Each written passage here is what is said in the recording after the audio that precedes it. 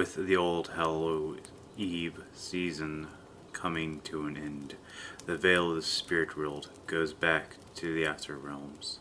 The candles are blown out and the smoke drifts into the night. The laughter of trick-or-treaters and the little ghouls and witches go to bed, curling under their warm blankets with the taste of gotten treats dance in their dreams and mouths. The streets are empty once again.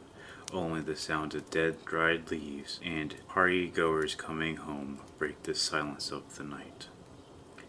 The wishing hour has passed, and we remain in this realm for another year.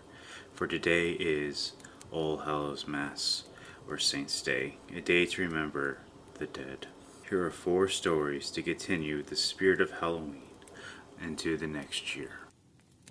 First tale is The Pale Man by Julius, published in Weird Tales, Volume 24, Issue 3, from 1934. A queer tale about the eccentric behavior of a strange guest in a country hotel. I have not yet met the man in number 212. I do not even know his name. He never patronizes the hotel restaurant, and he does not use the lobby. On the 3 occasions when we have passed each other by, we did not speak, although we nod in a semi-cordial, non-committal way. I should like very much to make his acquaintance. It is lonesome in this dreary place, with the exception of the aged lady down the corridor. The only permanent guests are the man at number 212 and myself. However, I should not complain, for this utter quiet is precisely what the doctor prescribed. I wonder if the man in number 212 too has come here for a rest. He is so very pale, yet I cannot believe that he is ill, for his paleness is not of a sickly cast, but rather wholesome in its ivory clarity. His carriage is that of a man enjoying the best of his health. He is tall and straight. He walks erectly with a brisk athletic stride. Pallor is no doubt congenital, else he would quickly tan under this burning summer sun. He must have traveled here by auto, for he certainly was not a passenger on the train that brought me, and he checked in only a short time after my arrival. I had briefly rested in my room and was walking down the stairs when I encountered him ascending with his bag. It is odd that our venerable bellboy did not show him to his room.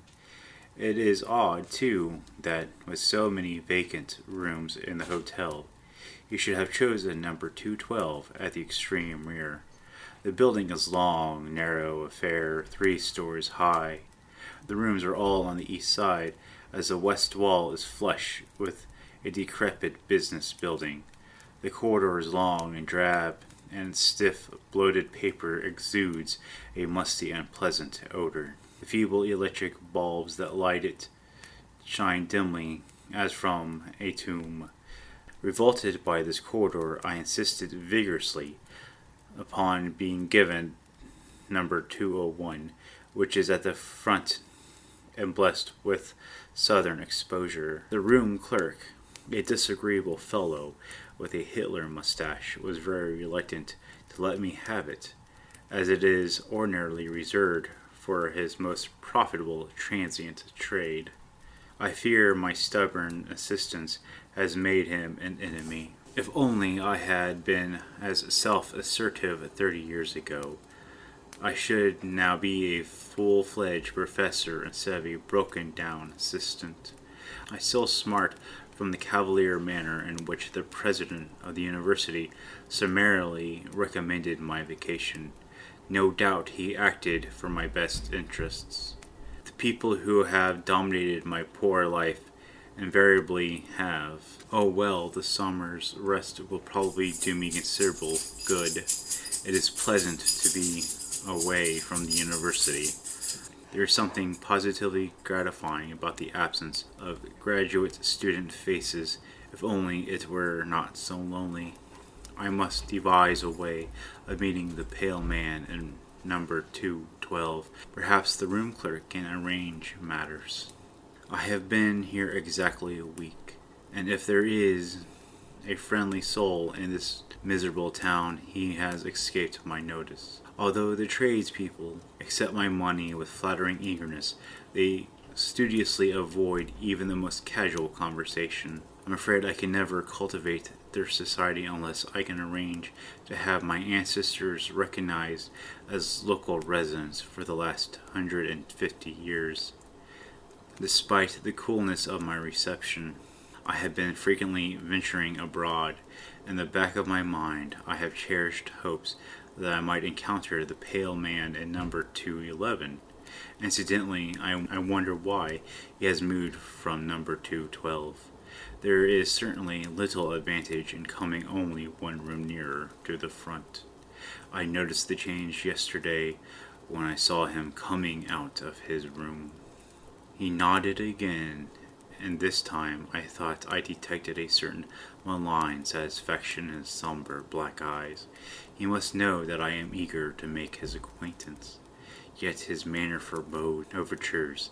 If he wants to make me go all the way, he can go to the devil. I am not that sort to run after anyone. Indeed, the surly diffidence of the room clerk has been enough to prevent me from questioning him about his mysterious guest. I wonder where the pale man takes his meals. I have been absenting myself from the hotel restaurant and patronizing the restaurants outside. At once I have ventured inquiries about the man in number 210. No one at any restaurant remember his having been there. Perhaps he has entree into Brahmin homes of this town. And again he may have found a boarding house. I shall have to learn if there be one. The pale man must be difficult to please, for he has again changed his room. I am baffled by this conduct. If he is so desirous of locating himself more conveniently in the hotel, why does he not move to number 202, which is the nearest available room to the front? Perhaps I can make his inability to locate himself permanently an excuse for starting a conversation. I see that we are close neighbors now, I might say casually, but that is too banal. I must await a better opportunity.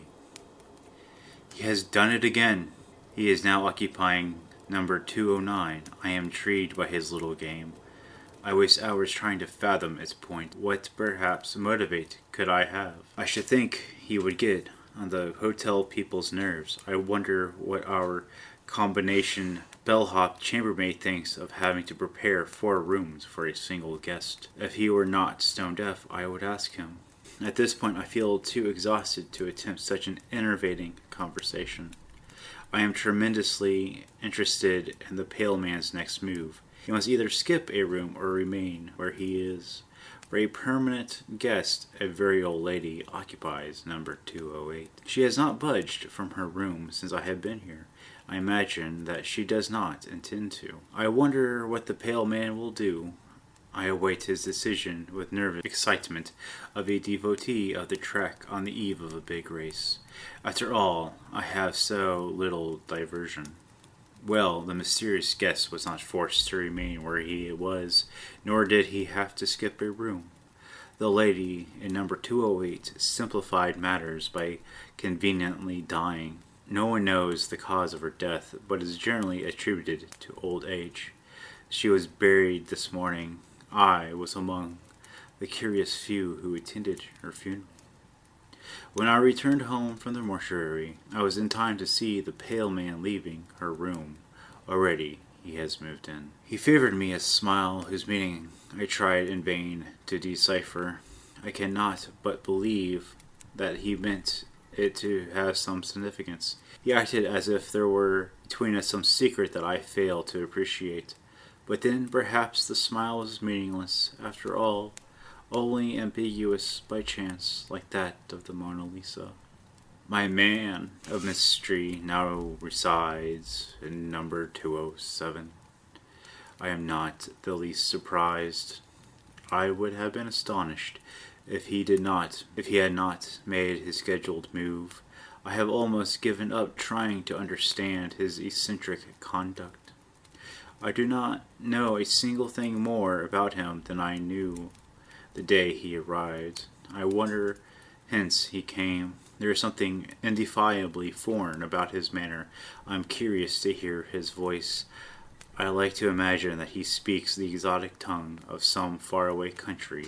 If only I could somehow inveigle him into conversation. I wish that I were possessed of the glebe assurance of a college boy, who can address himself to the most distinguished celebrity without batting an eye. It is no wonder that I am only an assistant professor. I am worried. This morning I woke to find myself lying prone on the floor. I was fully clothed. I must have fallen exhausted there after I returned to my room last night. I wonder if my condition is more serious than I suspected. Until now I have been inclined to discount the fears of those who have pulled a long face about me. For this first time I recall the prolonged handclasp of the President when he bade me goodbye from the university. Obviously, he never expected to see me alive again. Of course, I am not that unwell. Nevertheless, I must be more careful. Thank heaven I have no dependents to worry about. I have not even a wife, for I was never willing to exchange the loneliness of a bachelor for the loneliness of a husband. I can say in all sincerity that the prospect of death does not frighten me. Speculation about life beyond the grave has always bored me. Whatever it is or is not, I will try to get along. I have not been so preoccupied about the sudden turn of events that I have neglected to make note of the most extraordinary incident. The pale man has done an astonishing thing. He has skipped 3 rooms and moved all the way to number 203. We are now very close neighbors. We shall meet often, and my chances for making his acquaintance are now greater. I have confined myself to my bed during the last few days and have had my food brought to me. I even called a local doctor whom I suspect to be a quack. He looked me over with professional indifference and told me not to leave my room. For some reason, he does not want me to climb stairs. For this bit of information he received a $10 bill.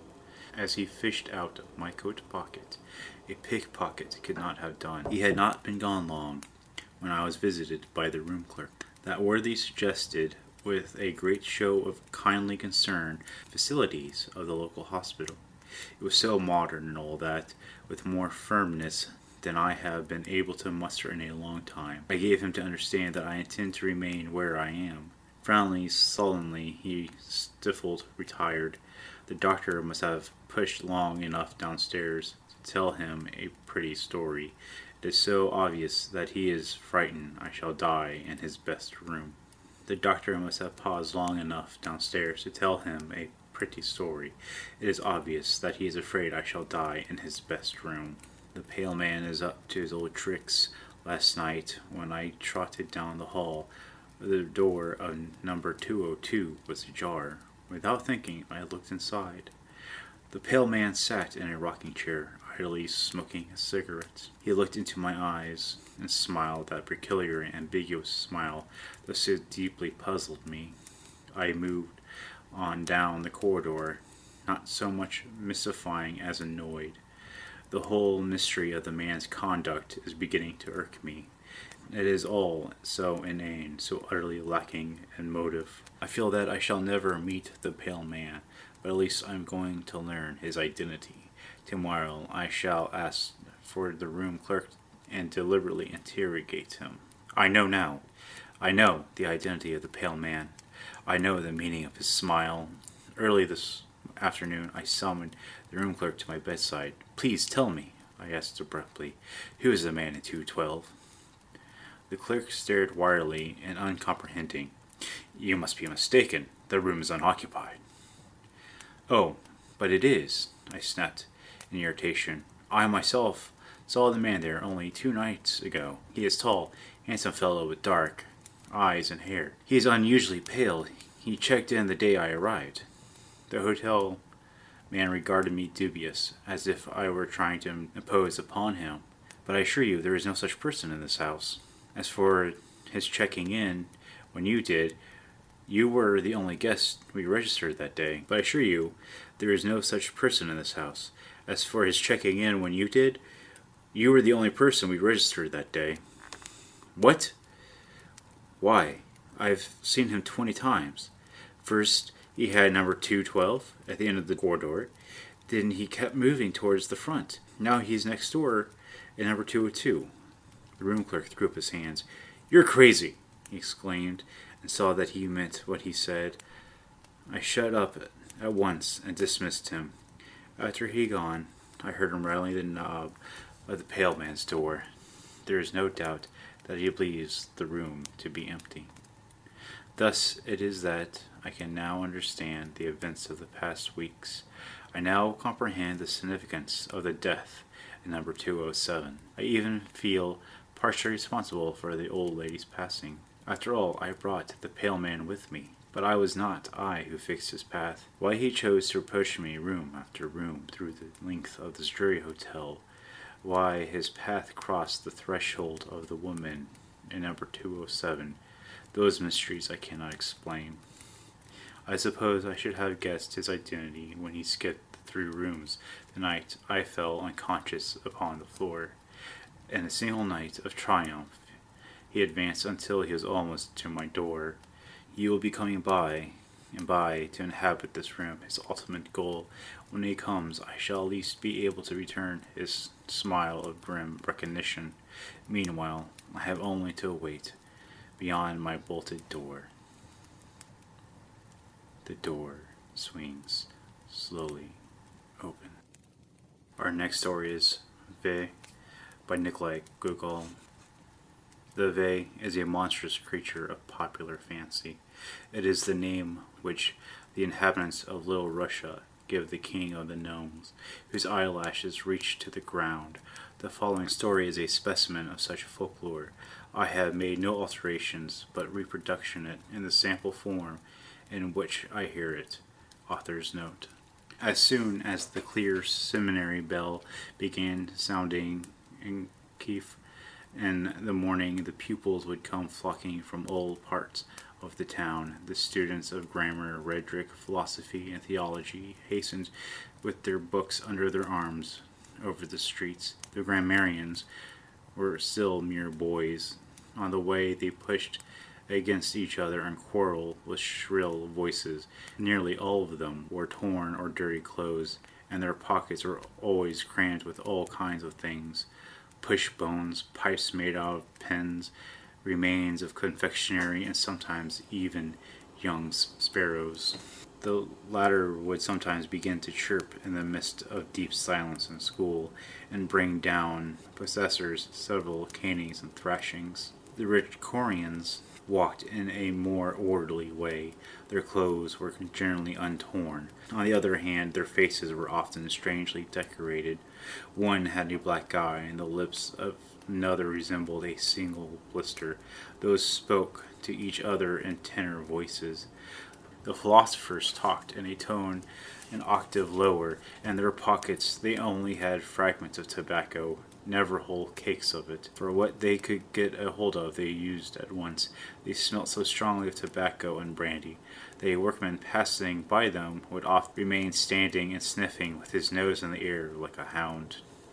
Up this time of day the marketplace was generally full of bustle, and the market women selling rolls, cakes, and hearty tarts plucked the sleeves of those who wore coats of fine cloth and cotton.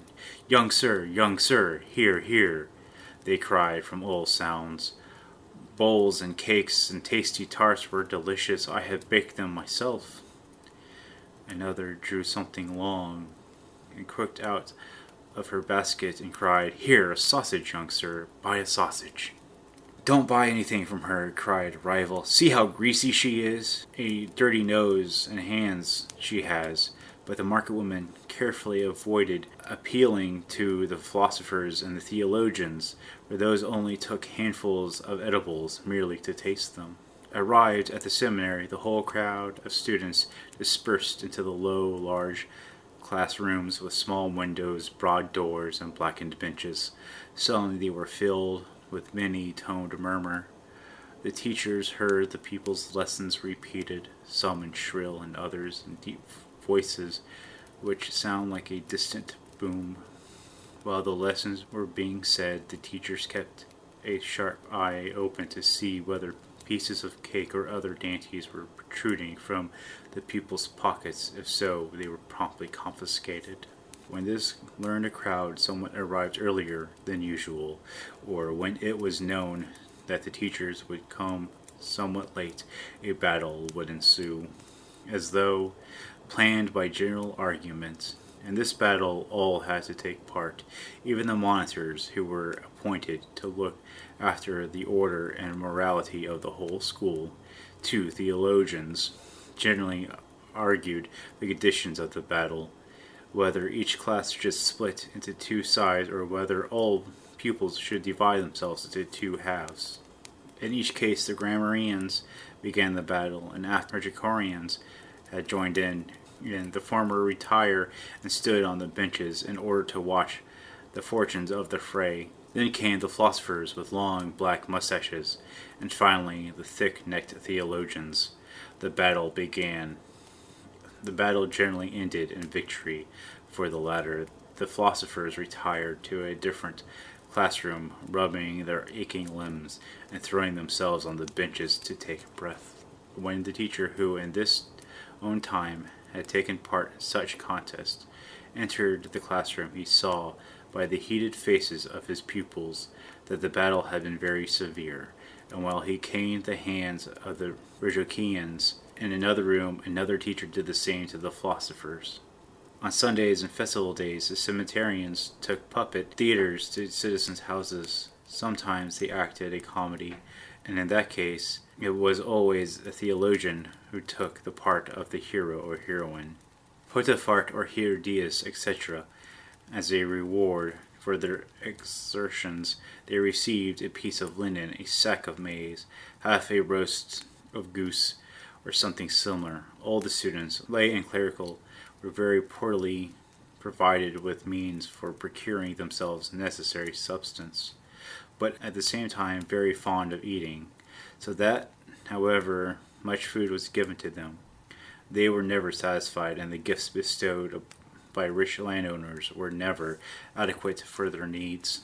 Therefore, the commissariat committee, consisting of philosophers and theologians, sometimes dispatched the grammarians and Carians under the leadership of the philosophers, themselves sometimes joining in the expedition with sacks on their shoulders into the town in order to levy a contribution on the flesh pots of the citizens. There was a feast in the seminary. The most important event in the seminary year was the arrival of the holidays. This began in July, and then generally all the students went home. At the time, all the roads were thronged with grammarians, Rhegians, philosophers, and theologians. He who had no home of his own would take up his quarters with some fellow student's family. The philosophers and theologians took out for tutor posts, thought that children of rich farmers, and received for doing so a pair of new boots and sometimes a new coat. A whole troop of them would go off in close ranks like a regiment. They cooked their porridge in common and encamped under the open sky. Each had a bag with him containing a shirt and a pair of socks. The theologians were especially economical. In order not to wear out their boots too quickly, they took them off and carried them on a stick over their shoulders, especially when the road was very muddy. Then they tucked up their breeches over their knees and waded bravely through the pools and puddles. Whenever they spied a village near the highway, they at once left it, approached the house which seemed the most considerable, and began with loud voices to sing a psalm. The master of the house, an old Cossack engaged in agriculture, listened for a long time with his head propped on his hands. Then, with tears in his cheeks, said to his wife, "What the students are singing sounds very devout. Bring out some lard and anything else of the kind we have in the house." After thus replenishing their stores. The students would continue their way. The farther they went, the smaller grew their number, as they dispersed to the various houses and left those whose houses were still further on. On one occasion during such a march, 3 students left the main road in order to get provisions in some village. Since their stock had long been exhausted, the party consisted of theologian Calava, the philosopher Thomas Brutus, and Rhetorician Tiberius Gorbets. The first one was a tall youth with broad shoulders, of a peculiar character. Everything which came within reach of his fingers he felt obliged to appropriate. Moreover, he was of very melancholy disposition. When he had gotten intoxicated, he hid himself in the most tangent thickets, so the seminarian officials had the greatest trouble in finding him. The philosopher Thomas Brutus was a more cheerful character. He liked to lay for a long time on the same spot and smoke his pipe. When he was merry with wine, he hired a fiddler and danced the tropic. Often he got a whole quantity of beans, i.e. threshings, but those he endured with complete philosophical calm, saying that a man cannot escape his destiny. The Rhetorician Tiberius Gorbets had not yet the right to wear a mustache or drink brandy or to smoke tobacco. He only wore a small crop of hair, as though his character was at present too little developed to judge by the great bumps on his forehead, with which he often appeared in the classroom.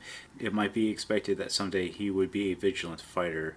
Calva and Thomas often pulled his hair as a mark of their special favor and sent him on their errands. Everything had already come when they left the high road. The sun had just gone down, and the air was still heavy with the heat of the day. The theologian philosopher strolled along, smoking in the silence, while the Rhetorician struck off the heads of thistles by the wayside with his stick. The way wound on through thick woods of oak and walnut. Green hills alternated here and there with meadows. Twice already they have seen cornfields, from which they concluded that they were near some village, but an hour had already passed and no human habitant appeared. The sky was already quite dark, and only a red gleam lingered on the western horizon. "The deuce," said the philosopher Thomas Brutus. "I was always certain we would soon reach a village." The theologian still remained silent, looking around him, then put his pipe again between his teeth, and all 3 continued their way. "Good heavens!" exclaimed the philosopher, and stood still. "Now the road itself is disappearing." "Perhaps we should find a farm further on," answered the theologian, without taking his pipe out of his mouth. Meanwhile the night had descended. Clouds increased the darkness, and according to all appearance there was no chance of moon or stars appearing. The seminarists found that they had lost the way altogether. After the philosopher had vainly sought a footpath, he exclaimed, "Where have we got to?" The theologian thought for a while and said, "Yes, it is really dark." The Rhetorician went on one side, laid on the ground, and groped for a path. His hands encountered only foxholes. All around lay a huge steep, over which no one seemed to have passed. The wanderers made several efforts to go forward, but the landscape grew wilder and more inhospitable. The philosopher tried to shout, but his voice was lost in the vacancy. No one answered. Only some moments later they heard a faint groaning sound like a whimper of a wolf. "Curse it all! What shall we do?" said the philosopher. "Why, just stop here, spend the night in the open air," answered the theologian. So saying, he felt in his pocket, brought out his temper and steel, and lit his pipe. But the philosopher could not agree with the proposal. He was not accustomed to sleeping till he had first eaten 5 pounds of bread and 5 of dripping, and so he now felt an intolerable emptiness in his stomach. Besides, in spite of his cheerful temperament, he was a little afraid of the wolves. "No, Clava," he said, "they won't do to lie down like a dog without any supper. Let us try once again. Perhaps we shall find a house, and the consolidation of having a glass of brandy to drink before going to sleep. At the word brandy, the theologian spat one side and said, "Yes, of course, we cannot remain all night in the open air." The students went on, and to their great joy they found the barking of dogs in the distance. Often listening a while to see from which direction the barking came, they went on their way with new courage and soon spied a village. "A village, by heavens, a village!" proclaimed the philosopher. His supposition proved correct. They soon saw 2 or 3 houses built around a courtyard. Lights glimmered in the windows, and before the fence stood a number of trees. The students looked through the crevices of the gates and saw a courtyard in which stood a large number of roving tradesmen carts. In the sky there were few clouds, and here and there a star was visible. "See, brothers," one of them said, "we must now cry, 'Halt!' Cost that it may, we must find entrance and a night's lodging." The 3 students knocked together at the gate and cried, "Open!" Of one of the houses creaked on its hinges, and an old woman wrapped in a sheepskin appeared. "Who's there?" she exclaimed, coughing loudly. "Let us spend the night here, mother. We have lost our way. Our stomachs are empty, and we did not want to spend the night outdoors." "What sort of people are you?" "Quite harmless people. The theologian Calava, the philosopher Brutus, the Rhetorician Gorpitz." "It's impossible," answered the old woman. "The whole house is full of people, and every corner occupied. Where can I put you up? You are bigger and heavy enough to break the house down. I know those philosophers and theologians, and once one takes them in, they eat you out of house and home.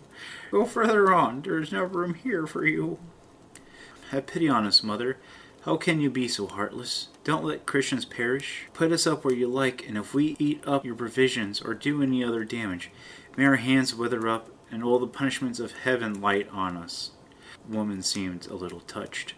"Well," she said, a few moments considering, "I'll let you in, but I must put you in different rooms, for I should have no quiet, for you were all together at night." "Do as you must. We won't say any more about it," answered the students. The gates moved heavily on the hinges, and they entered the courtyard. "Well now, mother," said the philosopher, following the old woman, "if you had a little scrap of something, by heavens, my stomach is as empty as a drum. I have not had a bit of bread in my mouth since earlier this morning." "Didn't I say so?" replied the old woman. "There you are begging at once. But I have no food in the house, nor any fire." "But we'll pay for everything," continued the philosopher. "We'll pay early tomorrow in cash." "Go on, and be content with what you get. You're fine fellows whom the devil has brought here." Her reply greatly depressed the philosopher Thomas, but suddenly his nose caught the odor of dried fish. He looked at the breeches of the theologian, who walked by his side, and saw a huge fish's tail sticking out of his pocket. The latter had already seized the opportunity to steal a whole fish from one of the carts standing in the courtyard. He had not done this from hunger so much as from the force of habit. He had quite forgotten the fish, and was looking about to see whether he could not find something else to appropriate. Then the philosopher put his hands in the theologian's pocket as though it were his own, and laid hold of his prize. The old woman found a special resting place for each student. The Rhetorician she put in a shed, the theologian in an empty storeroom, and the philosopher in a sheep stall. As soon as the philosopher was alone, he devoured the fish in a twinkle, examined the fence which enclosed the stall, kicked away a pig from a neighboring stall which he had acquired, inserted its nose through a crevice, and lay down on his right side to sleep like a corpse. Then the low door opened. The woman came crouching into the stall. "Well, mother, what do you want here?" asked the philosopher. She made no answer, but came out with a stretched hand towards him. The philosopher shrank back, but she still approached, as though she wished to lay upon him. A terrible fright seized him, for he saw the old hag's eyes sparkle extraordinary way. "Away with you, old witch! Away with you!" he shouted, but she still stretched her hands after him. He jumped up in order to rush away, but she placed herself before the door, fixed her glowing eyes upon him, and again approached him. The philosopher tried to push her away with his hands, but to his astonishment he found that he could not lift his hands nor his legs, nor utter an audible word. He only heard his heart beating, and saw the old woman approach him, placing his hands crosswise on his breast, and bent his head down. Then with the agility of a cat she sprang on his shoulders, struck him on the side with her broom, and he began to run like a racehorse, carrying her on his shoulders. All this happened with such swiftness that the philosopher could scarcely collect his thoughts. He had laid hold of his knees with both hands in order to stop his legs from running, but to his great astonishment they kept moving forward against his will, making rapid springs like a Caucasian horse. Not all the house had been left behind them, and a wide plain stretched before them, bordered on one side by a black, gloomy wood. Did he say to himself, "Ah, it's a witch." The half-moon shone pale high in the sky, its mild light still more subdued by an intervening clouds fell like a transparent veil on the earth. Woods, meadows, hills, and valleys all seemed to be sleeping with open eyes. Nowhere was a breath of air stirring. The atmosphere was moist and warm. The shadows of trees and brush fell sharply defined by the sloping plain. Such was the night through which the philosopher Thomas Brutus sped with his strange rider. A strange, oppressive, and yet sweet sensation took possession of his heart.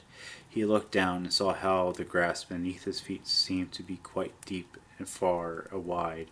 Over it there flew a flood of crystal clear water, and a grassy plain looked like the bottom of a transparent sea. He saw his own image and that of the old woman whom he carried on his back clearly reflected in it. When he beheld how, instead of the moon, a sunshine shone there, he heard the deep tones of bells and saw them swinging. He saw a water nixie raised from the bed of tall reeds. She turned to him. Her face was clearly visible, and she sang a song which penetrated his soul.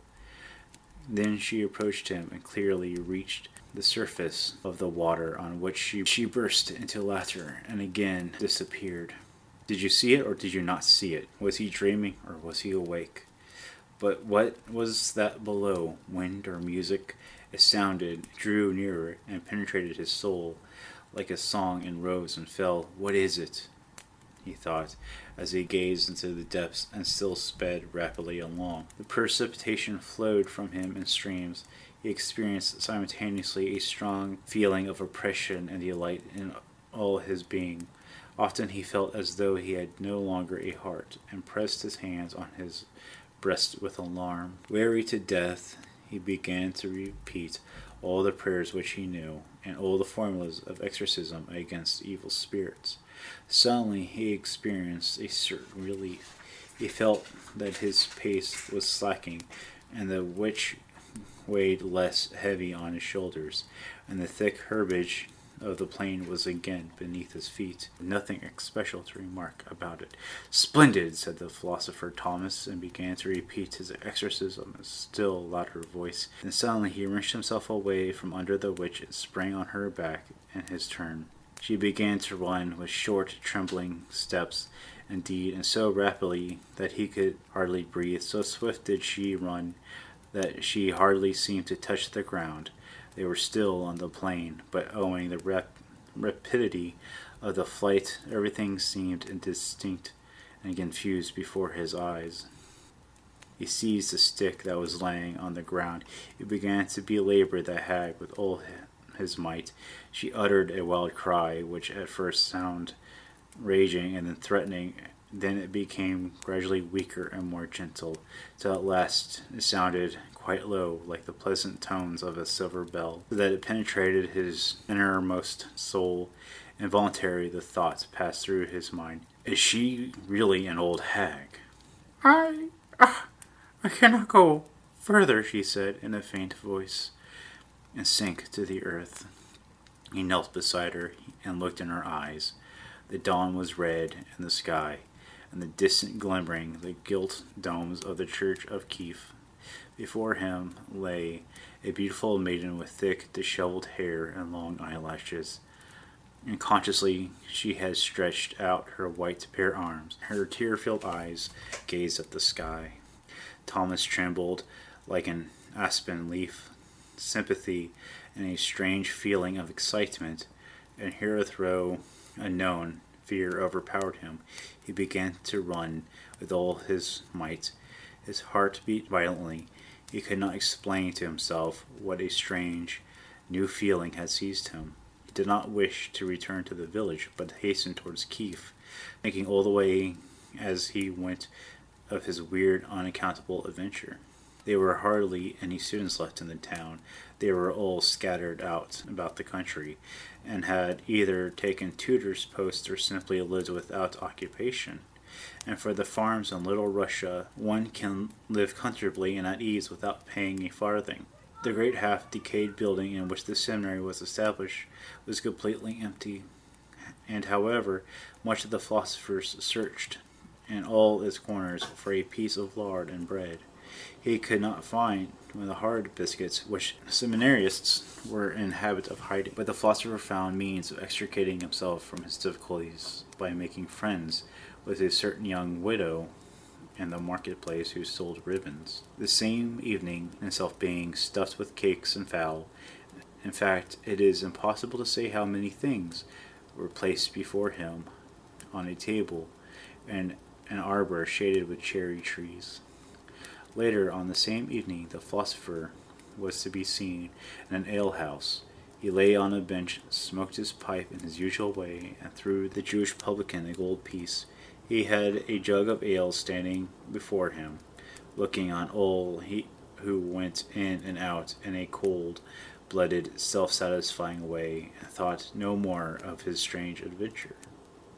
About this time a report spread that the daughter of a rich colonel, whose estate lay about 50 versts distant from Kiev, had returned home one day from a walk in a quite broken-down condition. She had scarcely enough strength to reach her father's house. Now she lay dying, and had expressed a wish that for 3 days after her death the prayers for the dead should be recited by a Kiev seminarist named Thomas Brutus. This fact was communicated to the philosopher by the rector of the seminary himself, who sent him to his room and told him that he must start at once, as a rich colonel had spent his servants in a kibitka for him. The philosopher trembled, and he was seized by an uncomfortable feeling which he could not defy. He had a gloomy foreboding that some evil was about to befall him. Without knowing why, he declared that he did not wish to go. "Listen, Thomas," said the rector, who, under certain circumstances, spoke very politely to his pupils. I have no idea of asking you whether you wish to go or not. I only tell you that if you think of disobeying, I'll have you so soundly flogged on the back with young birch rods that you need not think of having a bath for a long time." The philosopher scratched the back of his head and went so silently, intending to make himself scarce at the first opportunity. Lost in thought, he descended the steep flight of steps which led to the courtyard thickly planted with poplars. There he remained standing for a moment, and heard quite distinctly the rector giving orders in a loud voice to his steward, and to another person, probably one of the messengers sent by the colonel. "Thank your master for the peeled barley and eggs," said the rector, "and tell him that as soon as the books he mentioned in his notes are ready, I'll send them. I have already given them to a clerk to be copied, and don't forget to remind your master that he has some excellent fish, especially prime sturgeon, in his pond. He should send me some when he has the opportunity, as here in the market the fish are bad and dear. And you, young Tuck, give the colonel's man a glass of brandy. And mind you, tie up the philosopher, or he will show you a clean pair of heels." "Listen to the scoundrel," thought the philosopher. "He has smelt a rat and a long-legged stork." He descended into the courtyard and beheld there a kibitka, which he at first took for a barn on wheels. It was in fact as roomy as a kiln. so that bricks might have been made inside it. It was one of those remarkable Krakow vehicles in which Jews traveled from town to town in scores, wherever they thought they could find a market. 6 stout, strong, though somewhat elder Cossacks were standing by it. Their gold-braided coats of fine cloth showed that their master was rich and of some importance, and certain little scars testified to their valor on the battlefield. "What can I do?" thought the philosopher. "There's no escaping one's destiny." So he stepped up to the Cossacks. "Good day, comrades." "Welcome, Mr. Philosopher," some of them answered. "Well, I'm to travel with you. It is a magnificent vehicle," he continued, as he got into it. "Only if there are musicians present, one might dance in it." "Yes, it is a roomy carriage," said one of the Cossacks, taking his seat by the coachman. The latter had tied a cloth around his head, as he had already found an opportunity of pawning his cap in an alehouse. The other 5, with the philosopher, got into the capacious kibitka, and sat upon sacks which were filled with all sorts of articles purchased in the city. "I should have known better," said the philosopher. "If this equip were laden with salts or iron, how many horses would be required to draw it?" "Yes," said the Cossack who sat by the coachman, after thinking a short time, "it would require a good many horses." After giving this satisfactory answer, the Cossack considered himself entitled to remain silent for the whole of the rest of the journey. The philosopher would gladly have found out who the colonel was, and what sort of character he had. He was curious to know about his daughter, who had returned home in such a strange way, and now lay dying, and whose destiny seemed to be mingled with his own, and wanted to know the sort of life that was lived in the colonel's house. But the Cossacks were probably philosophers like himself, and in answer to his inquiries they only blew clouds of tobacco and settled themselves more comfortable on their sacks. Meanwhile, one of them addressed the coachman on the box a brief command. "Keep your eyes open, Overco, you old sleepyhead. And when you come to the alehouse on the road to Kobucho, don't forget to pull up and wake me and the other fellows if we are asleep." Then he began to snore pretty loud. But in any case, his admonition was quite superfluous, for scarcely had the enormous equipage began to approach the aforesaid alehouse, and they all cried with one mouth, "Halt! Halt!" Beside this, Overco's horse was accustomed to stop outside every inn of its own accord. In spite of the intense July heat, they all got out and entered a low, dirty room, where a Jewish innkeeper received them in a friendly way as old acquaintances. He brought in the skirt of his long coat some sausages, and laid them on the table, though forbidden by the Talmud. They looked very seductive. All sat down at a table, and it was not long before each of the guests had an earthenware jug standing in front of them. The philosopher Thomas had to take part in the feast, and as the little Russians, when they are intoxicated, always begin to kiss each other or to weep, the whole room soon began to echo with demonstrations of affection. Come here, Spurred. Let me embrace thee. Come here, Dorsch. Let me press you to my heart." One Cossack with a grey moustache, the eldest of them all, leant his head on his hand and began to weep bitterly because he was an orphan and alone in God's wide world. Another tall, loquacious man did his best to comfort him, saying, "Don't weep, for God's sake, don't weep. For over there, God knows best." The Cossack, who had been dressed as Dorsch, was full of curiosity and addressed many questions to the philosopher Thomas. "I should like to know," he said, "what you learn in seminary. Do you learn the same thing as the deacons read to us in church, or something else?" "Don't ask," said the counselor. "Let him learn what they like. God knows what is to happen. God knows everything." "No, I will know," answered Dorsch. "I will know what is written in their books. Perhaps it is something quite different from that in the deacon's book." "Good heavens," said the other. "Why all this talk? It is God's will, and one cannot change God's arrangement. But I will know everything that is written. I will enter the seminary too. By heaven I will. Do you think perhaps I could not learn? I will learn everything. Everything." "Oh heavens!" exclaimed the counselor, and let his head sink on the table, for he could no longer hold it upright. The old Cossacks talked about the nobility, and why there was a moon in the sky. When the philosopher Thomas saw the state they were in, he determined to profit by it and to make his escape. In the first place, he turned to the gray-headed Cossack, lamenting the loss of his parents. "But little uncle," he said to him, "why do you weep so? I too am an orphan. Let me go, children. Why do you want me?" "Let him go," said one of them. "He is an orphan. Let him go here.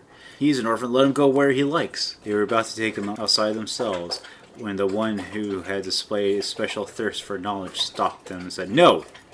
I want to talk to him about seminary. I'm going to seminary myself." Moreover, it was not yet certain whether the philosopher could have executed his projection of flight, for he had turned to rise from his chair. He felt as though his feet were made of wood, and he began to see such a number of doors leading out of the room would have been difficult for him to have found the right one. It was not till evening that the company remembered that they must continue their journey. They crowded into the capata, whipped up the horses, and struck up a song, the words and sense of which were hard to understand. During a great part of the night they wandered about, having lost the road which they ought to have been able to find blindfolded. At last they drove down a steep descent into a valley, and the philosopher noticed the sides of the roads, hedges behind which he caught glimpses of small trees and house roofs. All these belonged to the colonel's estate. It was already long past midnight. The sky was dark. Though little stars glimmered here and there, no light was to be seen in any of the houses. They drove into the large courtyard, while the dogs barked. On all sides were barns and cottages with thatched roofs. Just opposite the gateway was a house, which is longer than the others and seemed to be the colonel's dwelling. The capata stopped before the small barn, and the travelers hastened into it and laid themselves down to sleep. The philosopher, however, attempted to look at the exterior of the house, but rubbed his eyes as he might. He could distinguish nothing. The house seemed to turn into a bear, and the chimney into the rector of the seminary. Then he gave up and lay down to sleep. When he woke up the next morning, the whole house was in commotion. The young lady had died during the night. The servants ran hither and thither in a distracted state. The old woman wept and lamented, and a number of curious people gazed through the enclosure into the courtyard, as though there were something special to be seen. The philosopher began to inspect the locality of the building, which he had not been able to do during the night. The colonel's house was one of those low, small buildings formerly to be constructed in Russia. It was thatched with straw. A small, high-peaked gable with a window shaped like an eye was painted all over with blue and yellow flowers and red crescent moons. It rested on little oak pillars, which the colonel's house was one of those low, small buildings, such as used formerly to be constructed in Russia. It was thatched with straw. A small, high-peaked gable with a window shaped like an eye was painted all over with blue and yellow flowers and red crescent moons. It rested on little oak pillars, which were round above, middle hexagon below, and whose capitals were adorned with quaint carvings. Under this gable was a small staircase with seats at the foot of it on either side. The walls on the house were supported by similar pillars. Before the house stood a large pear tree, a pyramidal shape, whose leaves incessantly trembled. A double row of buildings followed a broad street leading up to the colonel's house. Behind the barns near the entrance gate stood two three-cornered wine houses, also thatched with straw. Each of the stone walls had a door in it, and it was covered with all kinds of paintings. On one was a representation of a Cossack sitting on a barrel, swinging a large pitcher over his head. It bore the inscription, "I will drink all that." Elsewhere were painted large and small bottles, a beautiful girl, a running horse, a pipe, a drum bearing the words, "Wine is the Cossack's joy." In the loft of one of the barns one saw a huge round window, a drum, and some trumpets. At the gate there stood two cannons. All these showed that the colonel loved a cheerful life. The whole place often rang with sounds of merriment. Before the gates were two windmills, and behind the house gardens slipped away Through the treetops of the dark chimneys of the peasant's house were visible. The whole village lay on a broad, even plateau in the middle of a mountain slope which culminated in a steep summit on the north side. When seen from below, it looked still steeper. Here and there, on top of the irregular stems of the thick, steep brooms, showed a dark relief against the blue sky. The bare clay soil made a melancholy impression, worn as it is into deep furrows by rain water. On the small slopes there stood 2 cottages, and over one of them a huge apple tree sprung its branches. Their roots were supported by small props, and tristities were filled with mold. The apples, which were blown off by a wind, rolled down to the courtyard below. The road wound around the mountain to the village. When the philosopher looked at the steep slope and remembered his journey of the night before, he came to the conclusion that either the colonel's horse were very sagacious, or that the Cossacks, even when the worse for drink, on such a road with a huge kibitka. When the philosopher turned and looked in the opposite direction, he saw quite another picture. The village reached down to the plain meadows, reached away to the immense distance, through bright green, growing gradually dark, far away, about 20 versts off. Many other villages were visible. To the right of these meadows were chains of hills. In the remote distance he saw the Dnieper shimmer and sparkle like a mirror of steel. What a splendid country, said the philosopher. It must be fine to live here. One can catch fish in the Dnieper and in the ponds, and shoot and snare partridges and bustards. There must be quantities here. Much fruit might be dried here and sold in town, or better still, brandy might be distilled here, for fruit brandy is the best of all. But what prevents me thinking of my escape after all? Behind the hedge he saw a little path which was almost entirely concealed by the high grass of the steep. The philosopher approached it mechanically, meaning at first to walk a little along it, observed, and then quietly to gain to the open country behind the peasant's house. Suddenly he felt the pressure of a fairly heavy hand on his shoulder. Behind him stood the same old Cossack who yesterday was so bitterly lamented the death of his father and mother and his own loneliness. "You are giving yourself useless trouble, Mr. Philosopher, if you think you can escape from us," he said. "One cannot run away here, and besides, the roads are too bad for walkers. Come to the colonel. He has been waiting for you for some time." "Yes, of course. What are you talking about? I will come with great pleasure," said the philosopher, and followed the Cossack. The colonel was an elderly man. His mustache was gray, and his face wore the signs of deep sadness. He sat in his room by a table, with his head propped on both sides. He seemed about 55, with his attitude of utter despair, and the pallor of his face showed that his heart had been suddenly broken, and that all his former cheerfulness had forever disappeared. When Thomas entered with the Cossack, he answered their deep bows with a slight inclination of his head. "Who are you? Whence did you come? What is your profession, my good man?" asked the colonel in an even voice, neither friendly nor austere. "I'm a student of philosophy. My name is Thomas Brutus." "And who is your father?" "I do not know, sir." "And your mother?" "I don't know either. I know that I must have a mother, but who she was, and where she lived, by heavens, I do not know." The colonel was silent and seemed for a moment lost in thought. "Where did you come to know my daughter?" "I do not know her, sir, gracious sir. I decline, I do not know her." "Why then has she chosen you, no one else, to offer up prayers for her?" The philosopher shrugged his shoulders. "God only knows. It is a well-known fact that grand people often demand things which the most learned man cannot comprehend. Does not the proverb say, 'Dance the devil as the Lord commands'?" "Don't you talk nonsense, Mr. Philosopher." "May the lightning strike me on the spot if I lie." "If she only lived a moment longer," said the colonel sadly, "then I had certainly found out everything," she said. "Let no one offer up prayers for me, but send father at once to the seminary and keep for the student Thomas Brutus. He shall pray 3 nights running for my sinful soul. He knows. But what he knows she never said. The poor dove would speak no more and die. Good man, you're probably well known for your sanctity and devout life, and she had perhaps heard of you.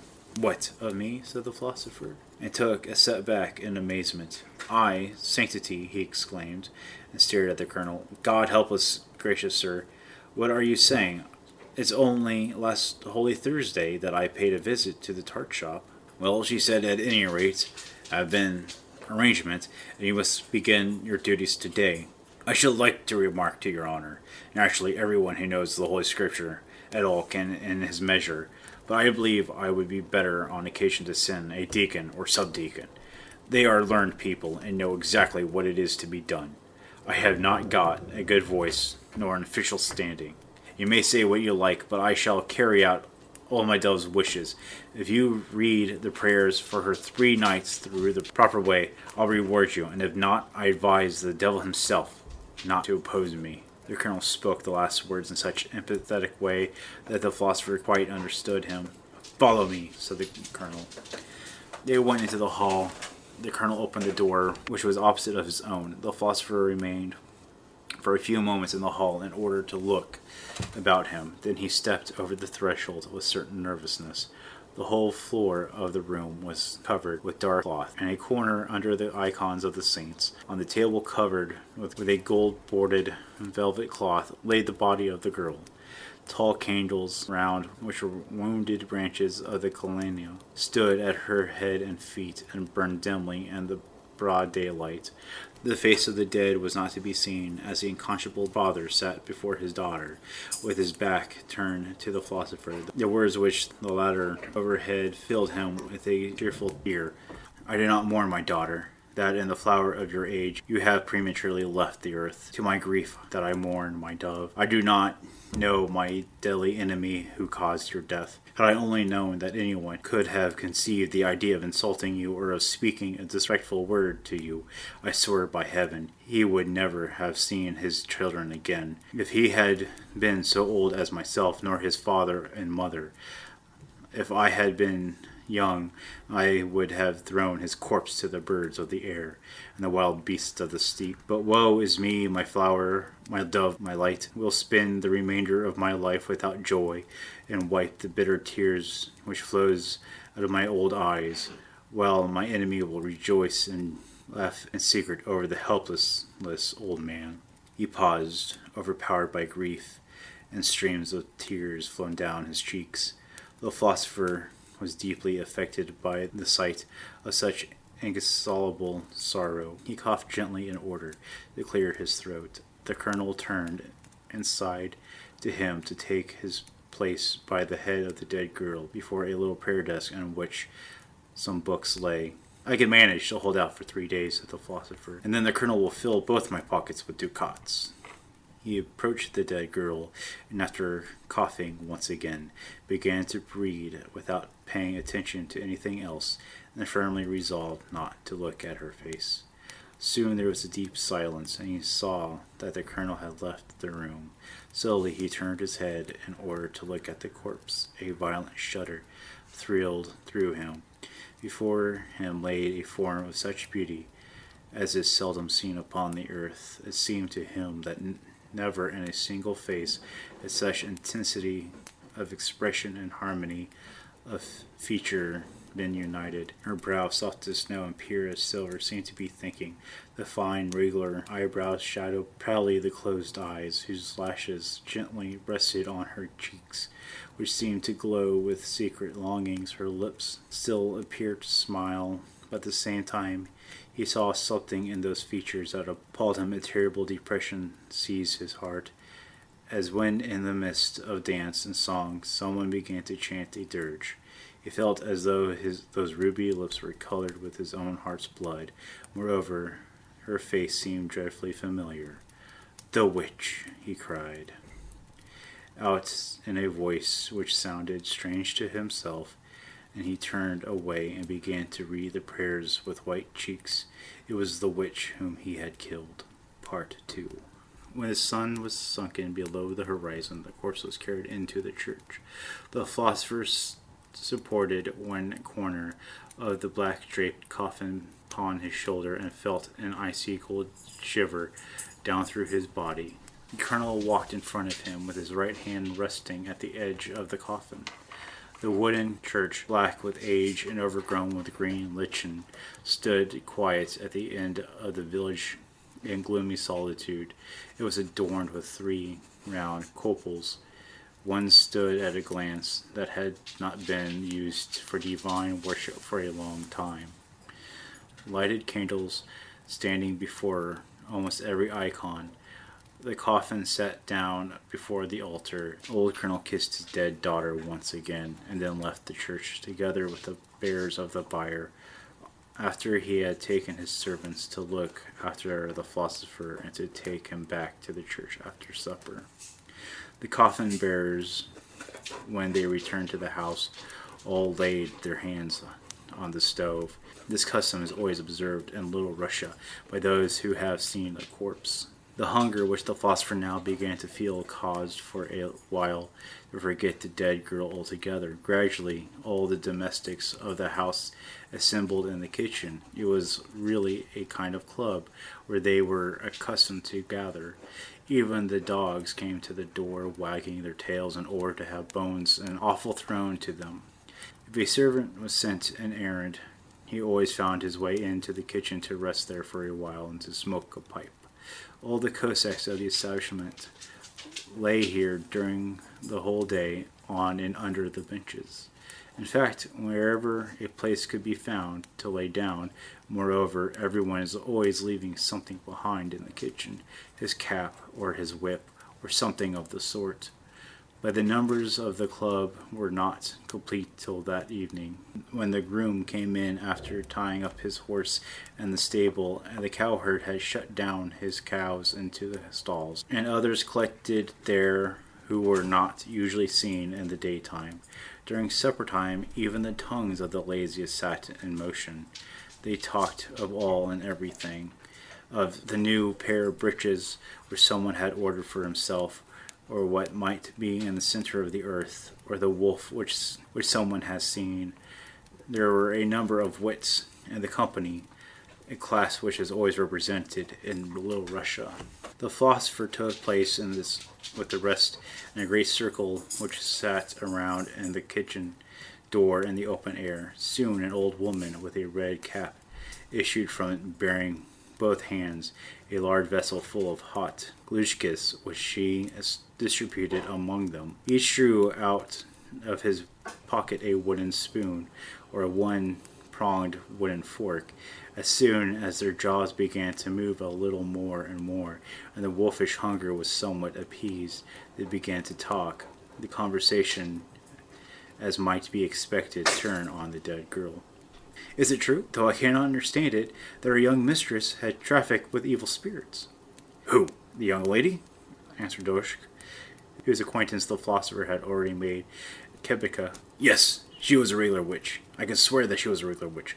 Hold your tongue, Dorsch, exclaimed another, one who during the journey had played the part of a counselor. Nothing to do with that.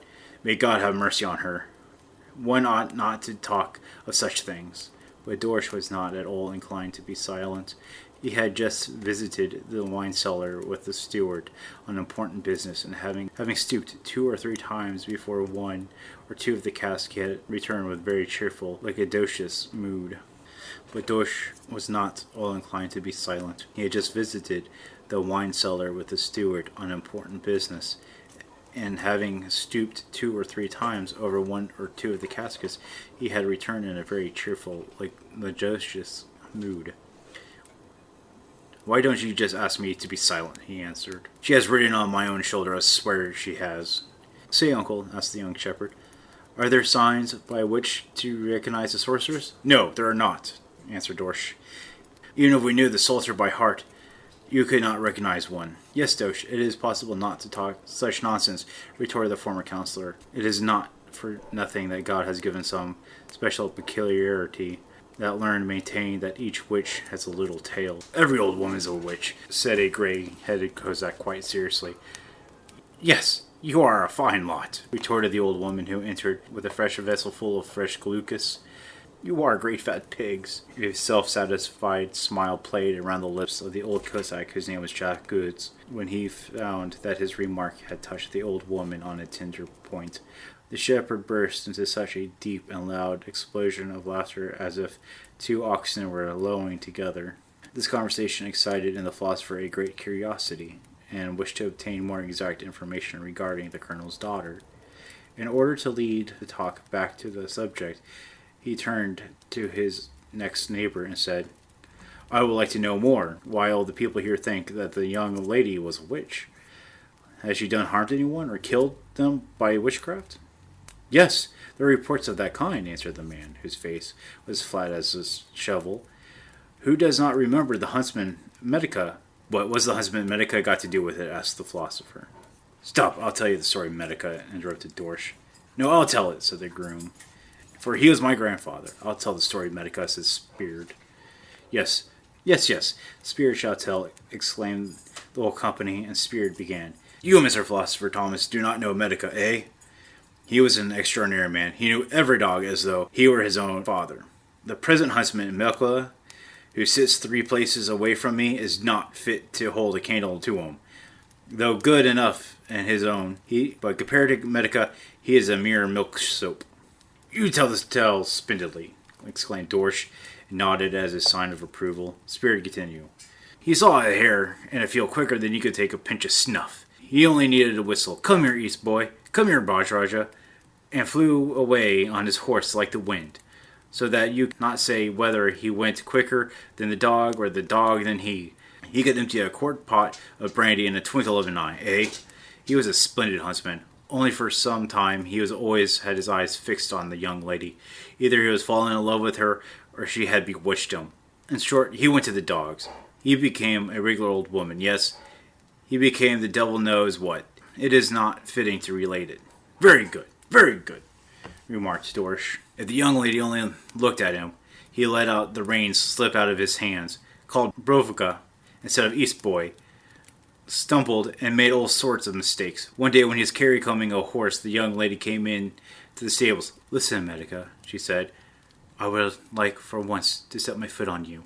And he, the boob, was quietly delighted, and answered, Don't only set your foot there, but sit on me altogether. The young lady lifted her lily white foot, and as soon as he saw it, his delight robbed him of his senses. He bowed his neck. The idiot took her foot in both hands and began to trot like a horse all over the place. Whither they went he could not say. He returned more dead than alive, and from that time he wasted away and became as dry as a chip of wood. At last someone came into the stable one day, and found instead of him only a handful of ashes and an empty jug. He had burned completely out, but it must be said he was a huntsman such as the world cannot match. When Spirit had ended his tale, they all began to vie with one another in praising the deceased huntsman. Have you ever heard of the story of Cheshkupa, Dorsch? Turning to Thomas. No. Ha! One says they cannot teach you much in seminary. Well, listen. We have here in our village a Cossack called Chepton, a fine fellow. Sometimes, indeed, he amuses himself by stealing and lying without any reason. But he is a fine fellow for all that. His house is not far away from here. One evening, just about this time, Chepton and his wife went to bed, after they had finished their day's work. Since it was fine weather, Chepton went to sleep in the courtyard, and Chepton went in the house. Chepta went to sleep in the house on a bench, and Chepton outside. No, Chepton went to sleep. No, Chepton went to sleep on a bench on the ground, interrupted an old woman who stood at the door. Dorsch looked at her, then at the ground, and then again at her, and said, after a pause, If I tore your dress off your back before all these people, it wouldn't look pretty. The rebuke was effectual, and the old woman was silent and did not interrupt again. Dorsch returned. In the cradle which hung in the middle of the room lay a 1-year-old child. I did not know whether it was a boy or a girl. Chepchina had lain down and heard on the other side of the door a dog scratching and howling, loud enough to frighten anyone. She was afraid, for women are simple folk, that if one puts one's tongue at them behind the door in the dark, their hearts sink into their boots. But, she thought to herself, I must give this cursed dog one on the snout. to stop its howling. So she seized the poker and opened the door. But hardly had she done so that the dog rushed between her legs straight to the cradle. Then Egyptian saw that it was not a dog, but a young lady.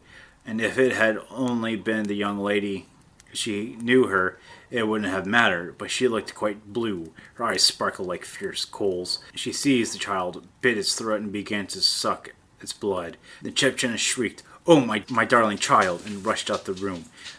Then she saw that the house door was shut and rushed up to the attic and sat there. The stupid woman trembled all over. Then the young woman came after her and bit her too, poor fellow. The next morning, Egyptian carried his wife, all bitten and wounded, down from the attic. The next day she died. Such strange things happen in the world. One may wear fine clothes, but it doesn't matter. A witch is a witch and remains a witch. After telling a story, Dorsch looked around him with a complacent air and cleaned out his pipe with his little finger in order to fill it again. The story of the witch had made a deep impression on all. One had seen her come to the door of his house in the form of a hayrick. From others she had stolen their caps or their pipes. She had cut off the hair plates of many girls in the village and drunk whole pints of blood of others. At last the whole company observed they had gossiped over their time, and it was already night. All looked for a sleeping place, some in the kitchen, others in the barn or courtyard. "Now, Mr. Thomas, it is time that we go to the dead," said the gray-headed Cossack, turning to the philosopher. All four, Spear, Dorsch, and the old Cossack and the philosopher, betook themselves to the church, keeping off with their whips the wild dogs who roamed about the roads in great numbers and bit the sticks on the passerbyers in sheer malice. Although the philosopher had seized opportunity of fortifying himself beforehand with a stiff glass of brandy, yet he felt certain secret fear which increased as he approached the church, which was lit up within. The strange tales he had heard had made a deep impression on his imagination. They had passed the thick hedges of the church and the country before more open. At last they reached the small enclosure around the church. Behind it was no more trees, but a large, empty plain dimly visible in the darkness. The three Cossacks ascended the steep steps with Thomas and entered the church, that he would successfully accomplish their duties, and locked him in, as their master had ordered. He was left alone. At first he yawned, and then he stretched himself below on both hands, and he finally looked around him. In the middle of the church stood the black bier. Before the dark pictures of saints burned the candles, whose light only illuminated the icons and cast a faint glimmer into the body of the church. All the corners were in complete darkness. The lofty icons seemed to be considerably aged. Only the original gilt remained on the broken traceries. The faces of the saints had become quite black and looked uncanny. Once more the philosopher cast a glance around him. "Bother it," said he to himself. "Where is there to be afraid about? No living creature can get in. And as for the dead, those who came from the other side, I can protect myself from such effectual prayers that cannot touch me with the tips of their fingers. There is nothing to fear," I repeat, swinging his arms. "Let us begin the prayers." He approached the side aisles. He noticed 2 packets of candles which he had placed there. "This is fine," he thought. "I must illuminate the whole church till it is as bright as day. What a pity that one cannot smoke in it." He began to light the candles on all the wall brackets and all the candelabra, as well as those already burning before the holy pictures. Soon the whole church was brilliantly lit up. Only the darkness in the roof above seemed still denser by contrast, and the faces of the saints peering out of the frames looked as unearthly as before. He approached the bier, looking nervously at the face of the dead girl, could not help shuddering slightly, and involuntarily closed his eyes. What terrible and extraordinary beauty! He turned away and tried to go to one side, but a strange curiosity and peculiar fascination, which men felt in moments of fear, compelled him to look again and again, though with smaller shudder, and in truth there is something terrible about the beauty of the dead girl. Perhaps she would not have inspired so much fear had she been less beautiful, but there is nothing ghastly or deathlike in that face, which wore rather than an expression of life, but it seemed to the philosopher as though she were watching him from under her closed eyes. He even thought he saw a tear roll from under the eyelash of her right eye. But when it was halfway down the cheek, he saw that it was a drop of blood. He quickly went into the stalls, opened his book, and began to read the prayers in a very loud voice in order to keep up his courage. His deep voice sounded strange to himself. In a grave-like silence, it arose, no echo in the silence and desolate wooded walls of the church. What is there to be afraid of? He thought to himself. She will not rise from her briar, since she fears God's word. She will remain quietly resting. Yes, what sort of Cossack should I be if I were afraid? The fact is, I have drunken a little too much. That is why I feel so queer. Let me take a pinch of snuff. It is really excellent, first rate. At the first time he cast a furtive glance over the pages of the prayer book towards the briar. Involuntarily he said to himself, "There, see, she's getting up. Her hand is already above the edge of the coffin." But a death-like silence prevailed. The coffin was motionless and all the candles shone steadily. It was an awe-inspiring silence. This church lit up at midnight with the corpse in the mist and no living soul near but one. The philosopher began to sing in various keys in order to stifle his tears. But every moment he glanced across the coffin, and involuntarily the question came to his lips. Suppose she raises up, after all. But the coffin did not move. Nowhere was there the slightest sound nor stir, not even a cricket chirp in any corner. There was nothing audible but the silent sputtering of some distant candle, or the faint fall of a drop of wax. Suppose she raises up after all. He raised his head and then looked around wildly and rubbed his eyes. Yes, she was no longer laying in the coffin, but sitting upright. He turned away his eyes and at once looked again, terrified at the coffin. She stood up, and she walked with closed eyes through the church, stretching out her arms as though she wanted to see someone. She now came straight towards him. Full of alarm, he traced with his finger a circle around himself. Then in a loud voice he began to recite the prayers and formulas of exorcism, which he had learned from a monk who had often seen witches and evil spirits. She now came straight towards him, full of alarm. He traced with his finger a circle around him. Then in a dark voice he began to recite the prayers and formulas of exorcism, which he had learned from a monk who had often seen witches and evil spirits. She had almost reached the edge of the circle which he had traced, but it was evident that she had not the power to enter it. Her face wore a bluish tint like that of one who has been dead for several days. Thomas had not the courage to look at her. So terrible was her appearance. Her teeth chattered. She opened her dead eyes, but as in her rage she saw nothing. She turned in another direction and felt with outstretched arms among the pillars and corners of the church in hope of seizing him. But at last she stood still, made a threatening gesture, and then lay down again in the coffin. The philosopher could not recover his self-possession and kept on gazing anxiously at it. Suddenly it arose from its place and began hurtling about the church with a whizzing sound. At one time it was almost directly over his head, but the philosopher observed that it could not pass over the area of the charmed circle, as he kept on repeating his formulas of exorcism. The coffin now fell with a crash in the middle of the church and remained lying there motionless. The corpse raised again, but now a greenish-blue color. But at the same moment the distant crowing of the cock was audible, and it lay down again. At the first light of dawn looked through the windows. There came a deacon and the gray-haired Javatuk, who acted as a sacristan, in order to release him. When he had reached the house, he could not sleep for a long time, but at last weariness overpowered him, and he slept till noon. When he awoke, his experiences of the night appeared to him like a dream. He had given a quart of brandy to strengthen him. At the table he was again talkative and ate a fairly large suckling pig almost without assistance. But none the less he resolved to say nothing of what he had seen. To all curious questions only returned the answer, "Yes, some wonderful things happened." The philosopher was one of those men who, when they had a good meal, were uncommonly imitable. He lay down on a bench with his pipe in his mouth, blandly at all, and expectorated every moment. But as the event approached, he became more and more pensive. At the supper time, nearly the whole company had assembled in order to play Ripley.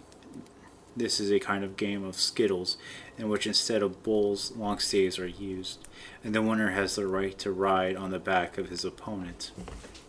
To provide the spectators with such amusement, sometimes the groom, a huge man, would clamber on the back of the swineherder, who was slim and short and shrunken. Another time the groom would present his own back, while Dorsch sprung on it, shouting, "What a wriggler ox!" Those of the company who were more staid sat by the threshold of the kitchen. They looked uncommonly serious, smoked their pipes, and did not even smile when the young ones went into fits of laughter over some jokes of the groom or spired. Thomas vainly attempted to take part in the game. A gloomy thought was firmly fixed like a nail in his head. In spite of his desperate efforts to appear cheerful after supper, fear had overmastered his whole being and increased with the growing darkness. "Now it's time for us to go, Mr. Student," said the gray Cossack, and stood up with Dorsch. "Let's betake ourselves to our work." Thomas was conducted to the church in the same way as on the previous evening, before he was left alone, and the door was bolted behind him. As soon as he found himself alone, he began to feel the grip of his fears. He again saw the dark pictures of the saints in their gilded frames, and the black coffin which stood menacing and silent in the middle of the coffin. "Never mind," he said to himself. "I am over the first shock, the first time I was frightened. But I am not at all now. No, not at all." He quickly went into the stall, drew a circle around him with his finger, uttered some prayers and formulas of exorcism, and began to read the prayers from the dead in a loud voice, which he had fixed resolution not to look up from the book nor to take any notice of anything. He did so for an hour, and began to grow a little tired. He cleared his throat, drew his snuff-box out of his pocket, but before he could even take a pinch, he looked nervously towards the coffin. A sudden chill shot through him. The witch was already standing before him on the edge of the circle, and had fastened her green eyes upon him. He shuddered, looking down at the book, and began to read his prayers and exorcisms aloud. Yet all the while he was aware how her teeth chattered, and how she stretched out her arms to seize him. But the cast of a hasty glance towards her, he saw that she was not looking in his direction, and it was clear that she could not see him. When she began to murmur in an undertone, and terrible words escaped her lips, words that sounded like bubbling of boiled pitch. The philosopher did not know their meaning, but he knew that they signified something terrible, and were intended to counteract his exorcism. After she had spoken, a stormy wind arose in the church, and there was a noise like rushing of many birds. He had heard the noise of their wings and claws as they flapped against and scratched at the iron bars of the church windows. There were also violent blows on the church door, as though something were trying to break it into pieces. The philosopher's heart beat violently. He did not dare to look up, but continued to read the prayers without a pause. At least there was heard in the distance the shrill voice of the cock's crow. The exhausted philosopher stopped and gave a great sigh of relief. Those who came to release him found him more dead than alive. He had leant his back against the wall and stood motionless, regarding them without any expression in his eyes. They were obliged almost to carry him to the house. He then shook himself, asked for a quart of brandy. He passed his hands through his hair and said, "There are all sorts of horrors in this world, and such dreadful things happen that." Here he made a gesture as though to ward off some. All who heard him bent their heads forward in curiosity. Even the small boy who ran on everyone's errands stood by with his mouth wide open.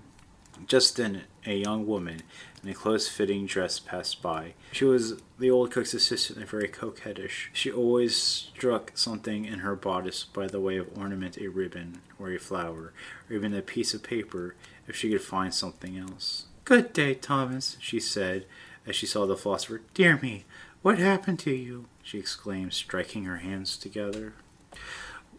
"Well, what is it, you silly creature?" "Good heavens, you have grown quite gray." "Yes, so he has," said Sprague, regarding him more closely. "You have grown as gray as your old Jevtok." The philosopher heard that. He hastened into the kitchen, where he noticed On the wall, a dirty, three-cornered piece of looking-glass. In front of it hung some forget-me-nots, evergreens, and small garland. Proof that it was the toilet glass of the young coquette. With alarm, he saw that it actually was as they had said. His hair was quite grizzled. He sank into a reverie. At last he said, "I'll go to the colonel. I'll tell him I declare that I will read no more prayers. He must send me back at once to Kof." At his intent, he turned towards the doorsteps of the colonel's house. The colonel was sitting motionless in his room. His face displayed the same hopeless grief which Thomas had observed on it on his first arrival. Only the hollows of his cheeks had deepened.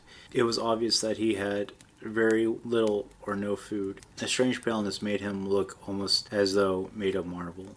"Good day," he said as he observed Thomas standing, cap in hand, at the door. "Well, how are you getting on? All right?" "Yes, sir. All right. Such hellish things are going on that one would like to rush away as far as one's feet can carry one." "How so?"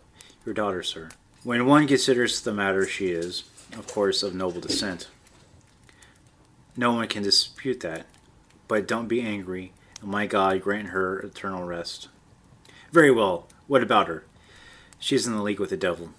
She inspires one with such dread that old prayers are useless." Pray, it's not for nothing that she sent you.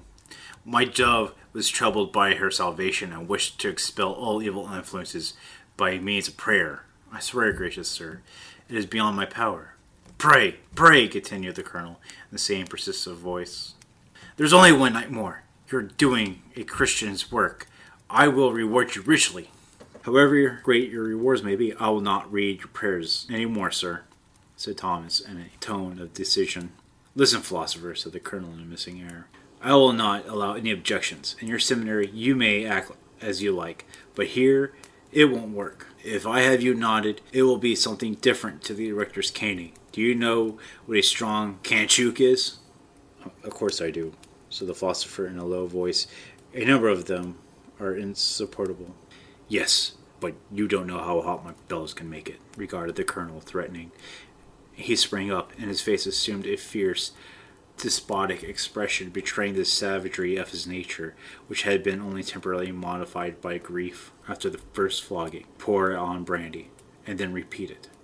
Go away and finish your work. If you do not obey, you won't be able to stand again, and if you do, you will get 1,000 ducats. That is the devil of a fellow, thought the philosopher to himself, and went out. One cannot trifle with him.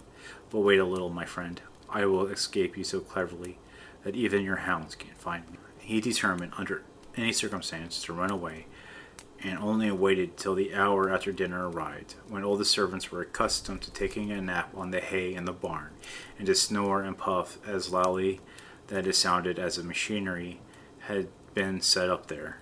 At last the time came. Javotek stretched himself out in the sun and closed his eyes. Tremblingly and on tiptoe, the philosopher stood softly in the garden. Hence he thought he could escape more easily into the open country. This garden was generally so choked up with weeds that it seemed admirably adept for such an attempt. With the exception of a single path used by the people of the house, the whole of it was covered by cherry trees, elder blossom, and heath thistles with fibrous red buds. All these trees and bushes had been thickly overgrown with ivy, which formed a kind of roof. Its tendrils reached to the hedge and fell down on the other side in a snake-like carvings along the side. Wild field flowers behind the hedge which bordered the garden was a dense mass of wild heather, in which it did not seem probable for anyone would care to venture himself, and the strong stubborn stems of which seemed likely to baffle any attempt to cut them. And he felt frightened at it. As the philosopher was about to climb over the hedge, his teeth chattered, and his heart beat violently that he felt frightened at it. The skirts of his long coat seemed to cling to the ground as though they had fastened to it by pegs. When he had actually got over the hedge, he seemed to hear a shrill crying voice behind him. "Whither? Whither?" He jumped into the heather and began to run, stumbling over old roots and treading on unfortunate moles. He had emerged from the heather, and he saw that he still had a wide field to cross. behind which was a thick, thorny underwood. This, according to his calculation, must stretch as far as the road to Keef, and if he reached it, he would be safe. Accordingly, he ran over the field and plunged into the thorny copse. Every sharp thorn he encountered tore 8 fragments from his coat. Then he reached a small open space. In the center of it stood a willow, whose branches hung down on the earth, and close by flowed a spring, whose branches hung down on the earth, and close by flowed a clear spring bright as silver. The first thing the philosopher did was lie down and drink eagerly, for he was intolerably thirsty. Splendid water, he said, wiping his mouth. This is a good place to rest in. No, better run faster. Perhaps we're being followed, said a voice immediately behind him. Thomas stared and turned. Before him stood the devil of Jekatuk, he thought. I should like to seize him by the feet and smash his hangdog face against the trunk of a tree. Why did you go around such a long way? Continued Jekatuk. Why, you had much better have chosen the path by which I came. It leads directly by the stables. Beside, it's a pity about your coat. Such splendid cloth. How much did it cost you, Il? Well, a long enough walk. It's time to get home. The philosopher followed Jekatuk in a very depressed state. Now the cursed witch will attack me in earnest, he thought. But what have I really to fear? I'm not a Cossack. I have read the prayers for 2 nights already. With God's help, I'll get through the 3rd night also. It is plain the witch must have a terrible load of guilt upon her, else the evil would not help her so much. Feeling somewhat encouraged by this reflection, he returned to the courtyard and asked Dogush, who sometimes by the steward's permission had access to the wine cellar, to fetch him a small bottle of brandy. The 2 friends sat down before the barn and drank a pretty large sum. Suddenly the philosopher jumped up and said, I want musicians. Bring me musicians! But without waiting for them to begin to dance the tropik, he danced till tea time, and the servants, who, as usually in such cases, had formed a small circle around him, grew at last tired of watching him and went away saying, By heavens, the man could dance. Finally, the philosopher lay down in a place where he had been dancing and fell asleep. It was necessary to pour a cold bucket on his head and wake him up for supper. At the meal, he enlarged on the topic of what a Cossack ought to be, and how he should not be afraid of anything in the world. It is time, said Jobbik. Let us go. I wish I could put a leaden match to your tongue, thought the philosopher. Then he stood up and said, Let us go. On their way to the church, the philosopher kept looking around him on all sides and tried to start a conversation with his companions, but both Chikat and Dorsh remained silent. It was a weird night. In the distance, the wolves howled continually, even the barking of the dogs had something unearthly about them.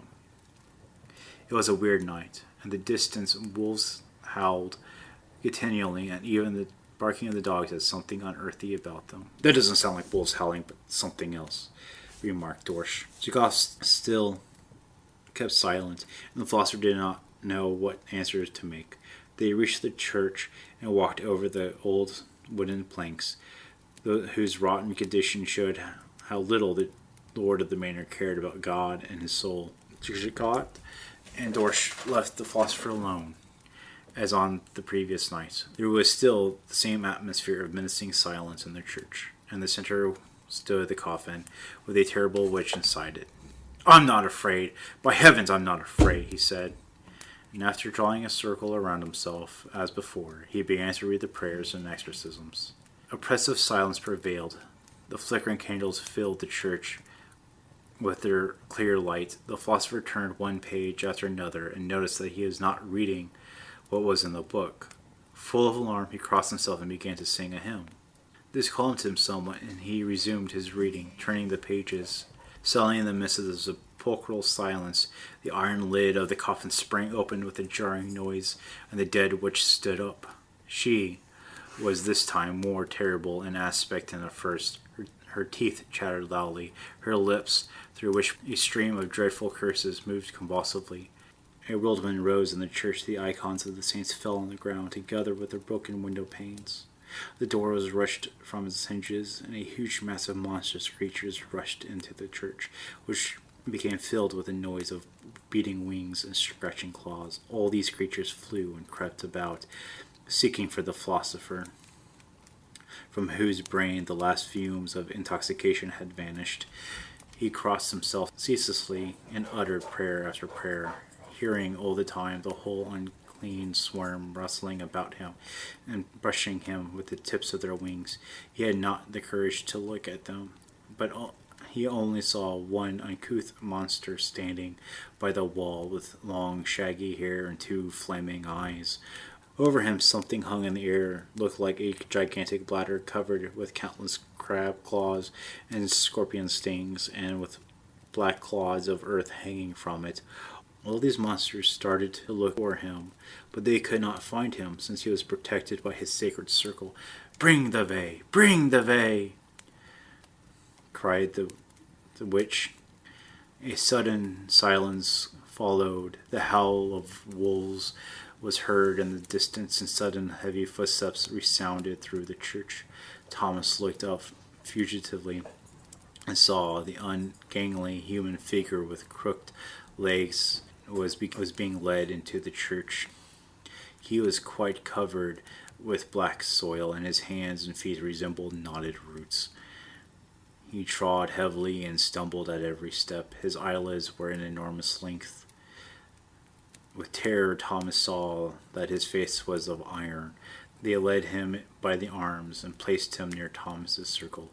"Raise my eyelids. I can see everything," said the Vey in a dull, hollow voice. They all hastened to open, and doing so. "Don't look," an inner voice warned the philosopher. Don't look," an inner voice warned the philosopher, but he could not refrain from looking. "There he is," claimed the Vey, pointing an iron finger at him, and all the monsters rushed on him at once. Struck dumb with terror, he sank to the ground and died.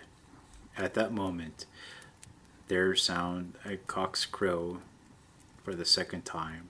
The earth spirits had not heard the first one. In the alarm, they hurried to the window and the door to get out as quickly as possible, but it was too late. The oil remained hanging as though fastened to the door and the windows. When the priest came, he stood amazed at such desecration of God's house, and did not venture to read prayers there. The church remained standing as it was, with the monsters hanging on the windows and the door. Gradually it became overgrown with creeps, bushes, and wild heathers, and no one can discover it now. When the report of this event reached Keith, the theologian Cava heard what a fate had partaken the philosopher Thomas. He sank for a whole hour in deep reflection. He had greatly altered of late. After finishing his studies, he had become a bell ringer at one of the chief churches in the city. He always appeared with a bruised nose because the belfry staircase was in ruinous condition. "Have you heard of Thomas?" said Servius Corbitz, who became a philosopher and now wore a mustache. "Yes, God had appointed it so," answered the bell ringer. "Let us go to the alehouse. We'll drink a glass to his memory." The young philosopher, who had the enthusiasm of a novice, had made such full use of his privileges as a student that his breeches and coat and even his cap reeked of brandy and tobacco, greedily ready to the proposal.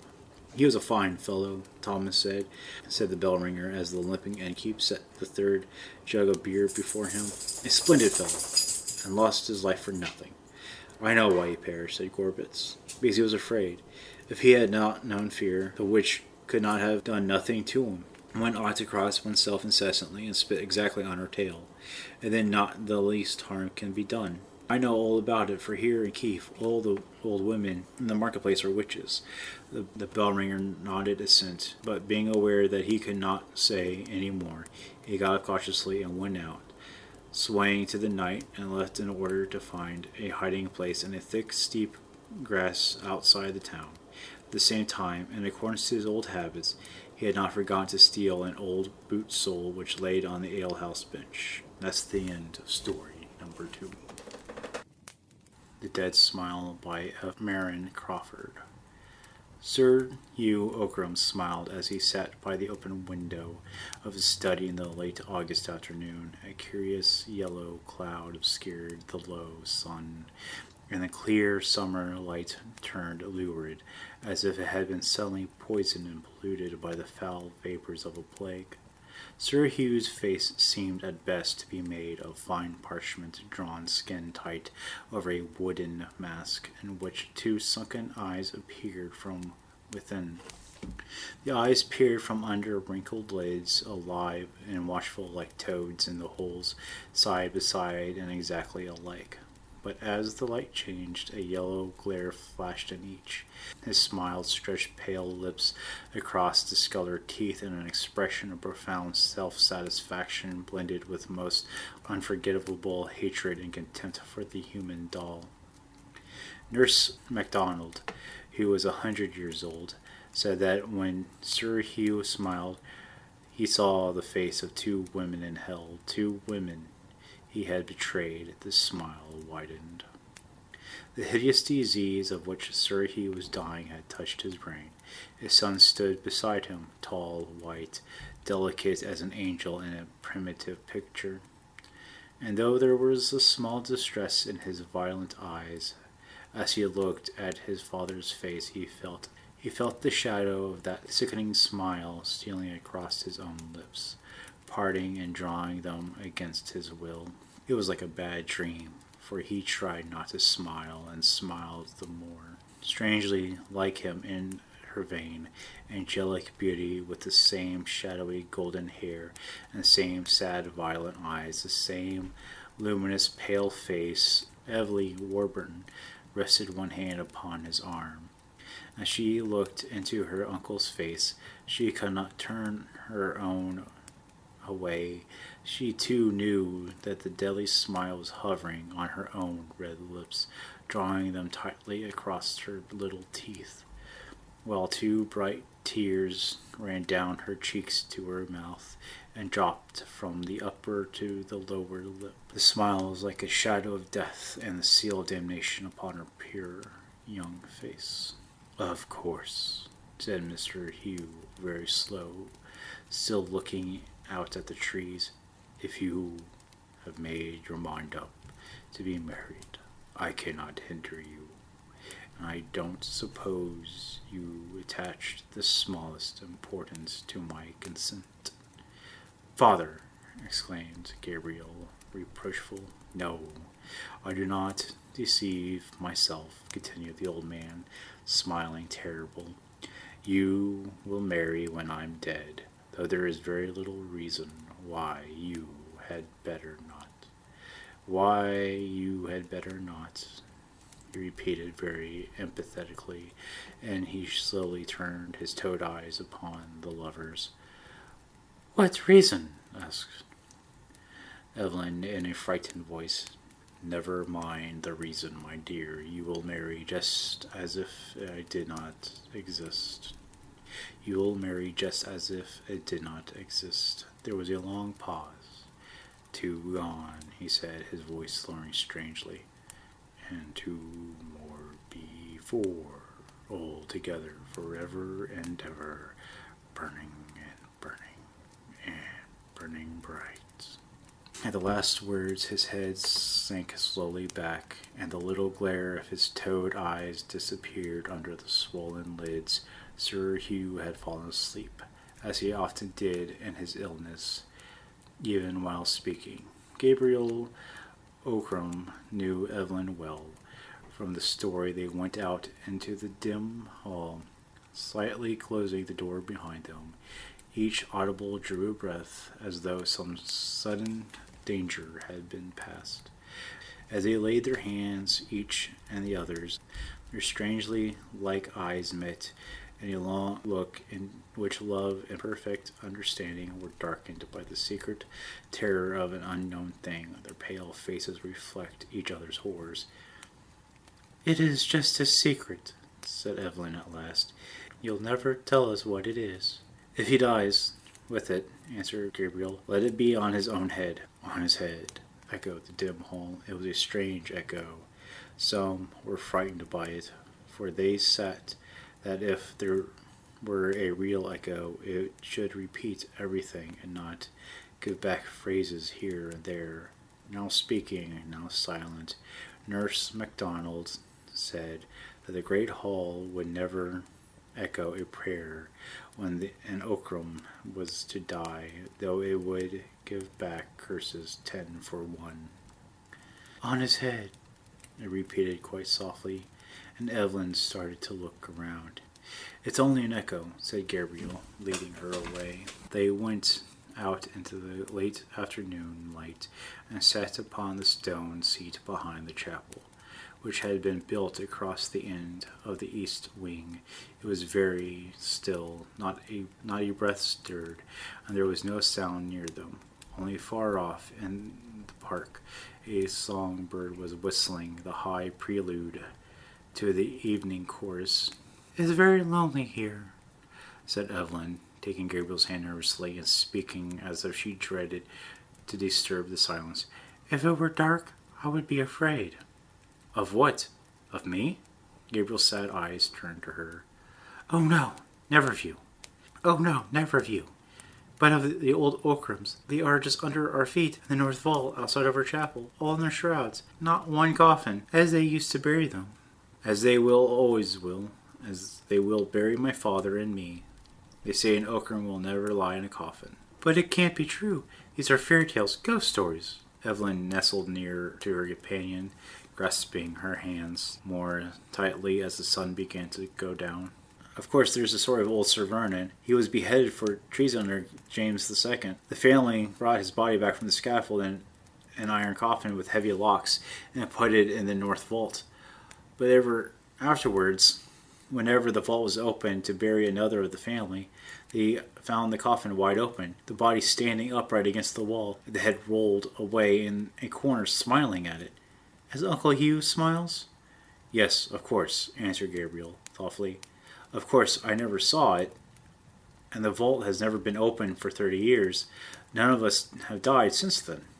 "And if Uncle Hugh dies, shall you?" Evelyn stopped. Her beautiful thin face was quite white. "Yes, I shall see him laid there too, with secret, whatever it is." Gabriel sighed and pressed the girl's little hand. "I don't like to think of it," she said unsteadily. He stopped abruptly. "What?" "Oh, nothing. She told me things that would frighten you, my dear. Come, it is growing chilly." He rose, but Evelyn held his hands in both of hers, still sitting and looking up at her face. "But we shall be married just the same, Gabriel." "Say that we shall." "Of course, darling. But while my father is so very ill, it's impossible." "Oh, Gabriel, dear, I wish we were married now," Evelyn cried in sudden distress. "I know something will prevent it and keep us apart." "Nothing shall." "Nothing?" "Nothing human," said Gabriel Okram as she drew him down to her. They met and touched. Gabriel knew that the kiss had a marvelous savour of evil. Evelyn's lips were like the cool breath of a sweet and mortal fear that neither of them understood, for they were innocent and young. Yet she drew him to her by her lightest touch, as a sensitive plant shivers, waves its thin leaves, and bends and closes softly upon what it wants. He let himself be drawn to her willingly, as he would even if her touch had been deadly and poisonous.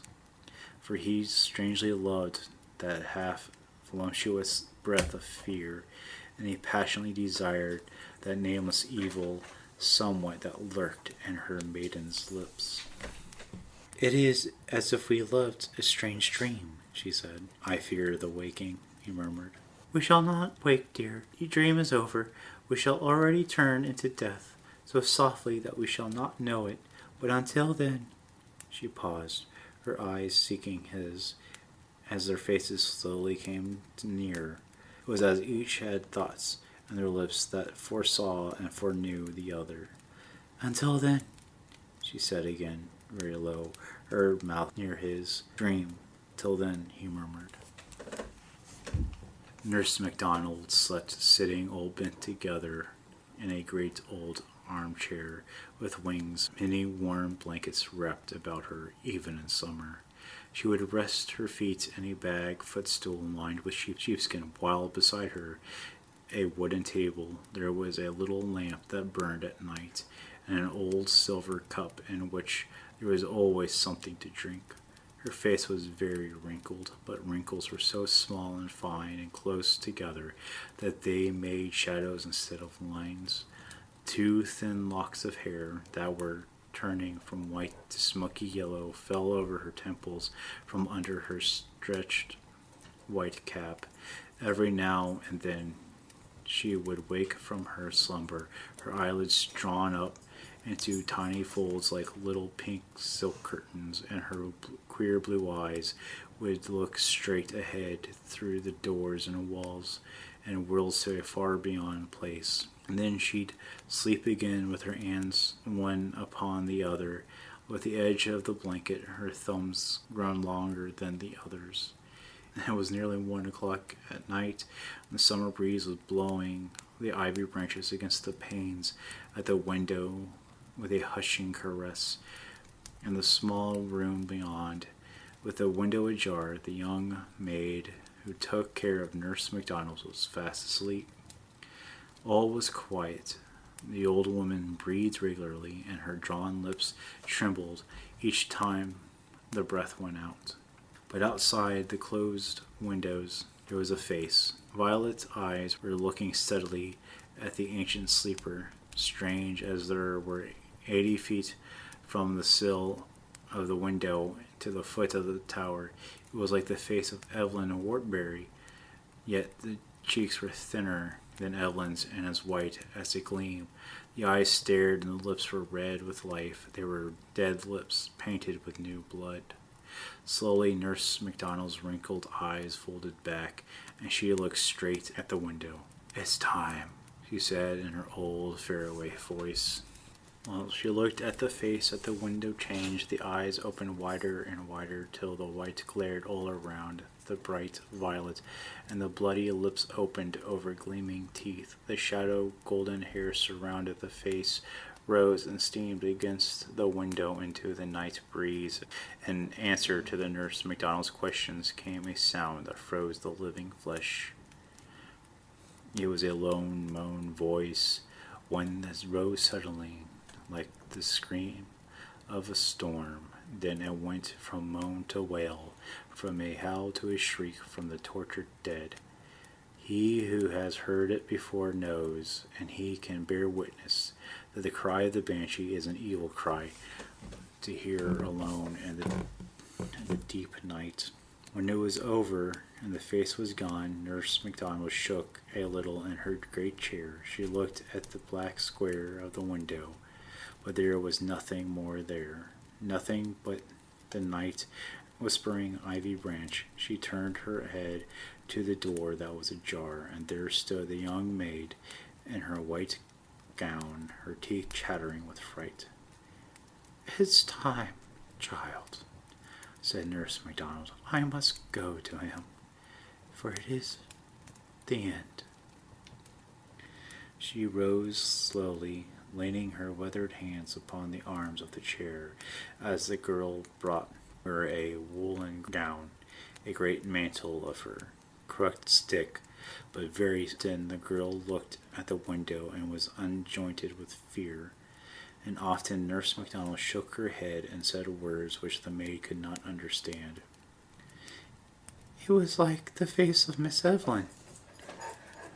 The girl trembled, but the ancient woman looked up sharply and angrily. Her queer blue eyes glared. She held herself up by the arm of the great chair with her left hand and lifted up her stick to strike the maid with all her might, but she did not. "You're a good girl," she said, "but you're a fool. Pray for wit, or else find service in the house other than Ockram Hall. Now bring the lamp and hold me up." Each step Nurse MacDonald took was a labor in itself, and she moved. The maid's slippers clappered alongside. By the crackling noise, the other servants knew what was coming, very long before they saw her. No one was sleeping now, and lights and whispers and pale faces in the corridors near Sir Hugh's bedroom. Often someone would go in and someone would come out, but every one made way for Nurse MacDonald, who had nursed Sir Hugh's father more than 80 years ago. The light was soft and clear in the room Gabriel Ockram stood by his father's bedside, and there knelt Evelyn Wartenburg, her hair laying like a golden shadow down her shoulder, her hands clasped nervously together opposite Gabriel. A nurse was trying to make sure Sir Hugh drank, but he would not. His lips parted, but his teeth were set. He was very, very thin now, and his eyes caught the light sideways. They were as yellow as coal. "Do not torment him," said Nurse MacDonald to the woman who held the cup. "Let him speak to him, for his hour has come." "Let her speak to him," said Gabriel in a dull voice. The ancient nurse leaned to the pillow and laid the feather weight of her withered hand, that was like a grown moth, upon Sir Hugh's yellow fingers. Then she spoke to him earnestly, while only Gabriel and Evelyn were left in the room to hear. "Hugh Ockram," she said, "this is the end of your life. As I saw you born, and saw your father born before you, I come to see you die. Hugh Ockram, will you tell me the truth?" The dying man recognized the little faraway voice he had known all his life, and very little slowly turned his yellow face. Nurse MacDowell, but he said nothing. Then he spoke again. "What do you want of me?" he asked, each word sounding more hollow than the last. "I have no secrets. I have lived a good life." Nurse MacDowell laughed, a tiny crackle laugh that made her old head bob and tremble a little, as if her neck were on a steel spring. But Sir Hugh's eyes grew red, and his pale lips began to twist. "Let me die in peace," he said slowly. But Nurse MacDonald shook her head. Her brown, moth-like hand left his and fluttered to the forehead. "By the wife who bore her your son, and died broken heart, tell me the truth." "Neither to you in life, nor to her in eternal death." His lips withered, as if the words were coals between them, and a great drop of sweat rolled across the parchment of his forehead. Gabriel Ockram bit his hand as he watched his father die, but Nurse MacDonald spoke a third time. "By the women whom you betrayed, and who waits for you this night, Hugh Ockram, tell me the truth." "It's too late. Let me die in peace." Withered lips beat a smile across his yellow teeth, and his toad-like eyes glowed like evil jewels in his head. "There is time," said the ancient woman. "Tell me the name of Evelyn Wartenburg's father, then I'll let you die in peace." Evelyn stared. She stared at Nurse MacDonald, and then at her uncle. "The name of Evelyn's father," he repeated slowly, while the awful smile spread across his dying face. The light was glowing strangely dim in the great room as Evelyn looked on. Nurse MacDonald's crooked shadow on the wall grew gigantic. Sir Hugh's breath was becoming thick, rattled in his throat, as death crept like a snake and choked it back. Evelyn prayed again, high and clear, and something rapped on the window, and she felt her hair rise upon her head. She looked around in spite of herself, and then she saw her own white face looking at the window, her own eyes staring at her through the glass, wide and fearful, her own hair streaming against the pane, her own lips dashed with blood. Rose slowly from the floor and stood rigged for one moment before she screamed at once and fell silently back into Gabriel's arms. The shriek that answered hers was the fierce shriek of a tormented corpse, out from which the soul cannot pass for shame of deadly sins. Sir Ockram sat upright in his deathbed and saw and cried aloud, "Evelyn!" His harsh voice broke and rattled in his chest as he sank down, but still Nurse MacDonald tortured him, but there was a little life left in him still. "You have seen the mother, as she waits for you, Hugh Ockram. Who was this girl's father? What was his name?" For the first time the dreadful smile came upon the twisted lips very slowly. Very surely now, the toad eyes glared red and parchment face glowed a little flickering light for the first time words came. They know in hell. Then the glowing eyes went out quickly, the yellow face turned waxen pale, and the great shiver ran through the thin body as Hugh Ockram died. But in death he still smiled, and he knew his secret and kept it still. He would take it with him to the other side, to lie with him forever in the north vault of the chapel where the Ockrams lie uncoffined in their shrouds, all but one. Though he was dead, he smiled, for he kept his treasures of evil truth to the end. There was none left to tell the name he had spoken. There was not all the evil he had not undone left to bear fruit. As they watched Nurse MacDonald and Gabriel, who held the still unconscious Evelyn in his arms, while he looked at the father, they felt the dead smile crawling along their own lips. Then they shivered a little as they both looked at Evelyn, as she lay with her hands on Gabriel's shoulders. For though she was very beautiful, the same sickening smile was twisting her young mouth too, and it was like the foreshadowing of a great evil they could not understand. By and by they carried Evelyn out, and when she opened her eyes the smile was gone. From far away, the great house, the sound of weeping and groaning came up the stairs and echoed along the dismal corridors as the women had begun to mourn the dead master in the Irish fashion. The hall had echoes of its own all the night, like the far-off wail of the banshees along the forest trees. When the time has come, they took Sir Hugh in his winding sheet on a trestle bare and bore him to the chapel, through the iron door and down the long descent to the north vault lit with tapers, to lay him by his father. The two men went in first to prepare the place and came back staggering like drunken men with faces white. But Gabriel Ockram was not afraid, for he knew. When he went in alone, he saw the body of Sir Vernon Ockram leaning upright against the stone wall. Its head lay on the ground nearby, with the face turned up. The dry leather lips smiled horribly at the dried-up corpse, while the iron coffin lined with black velvet stood opened on the floor. Gabriel took the body in his hands, for it was very light, being quite dried by the air of the vaults, and thus who peered in the door saw him lay it in the coffin again. They heard it rustle a little, the sides and the bottom, like a bundle of reeds, but also placed the head upon the shoulders and slid down the lid, which fell to the snap of rusting spring.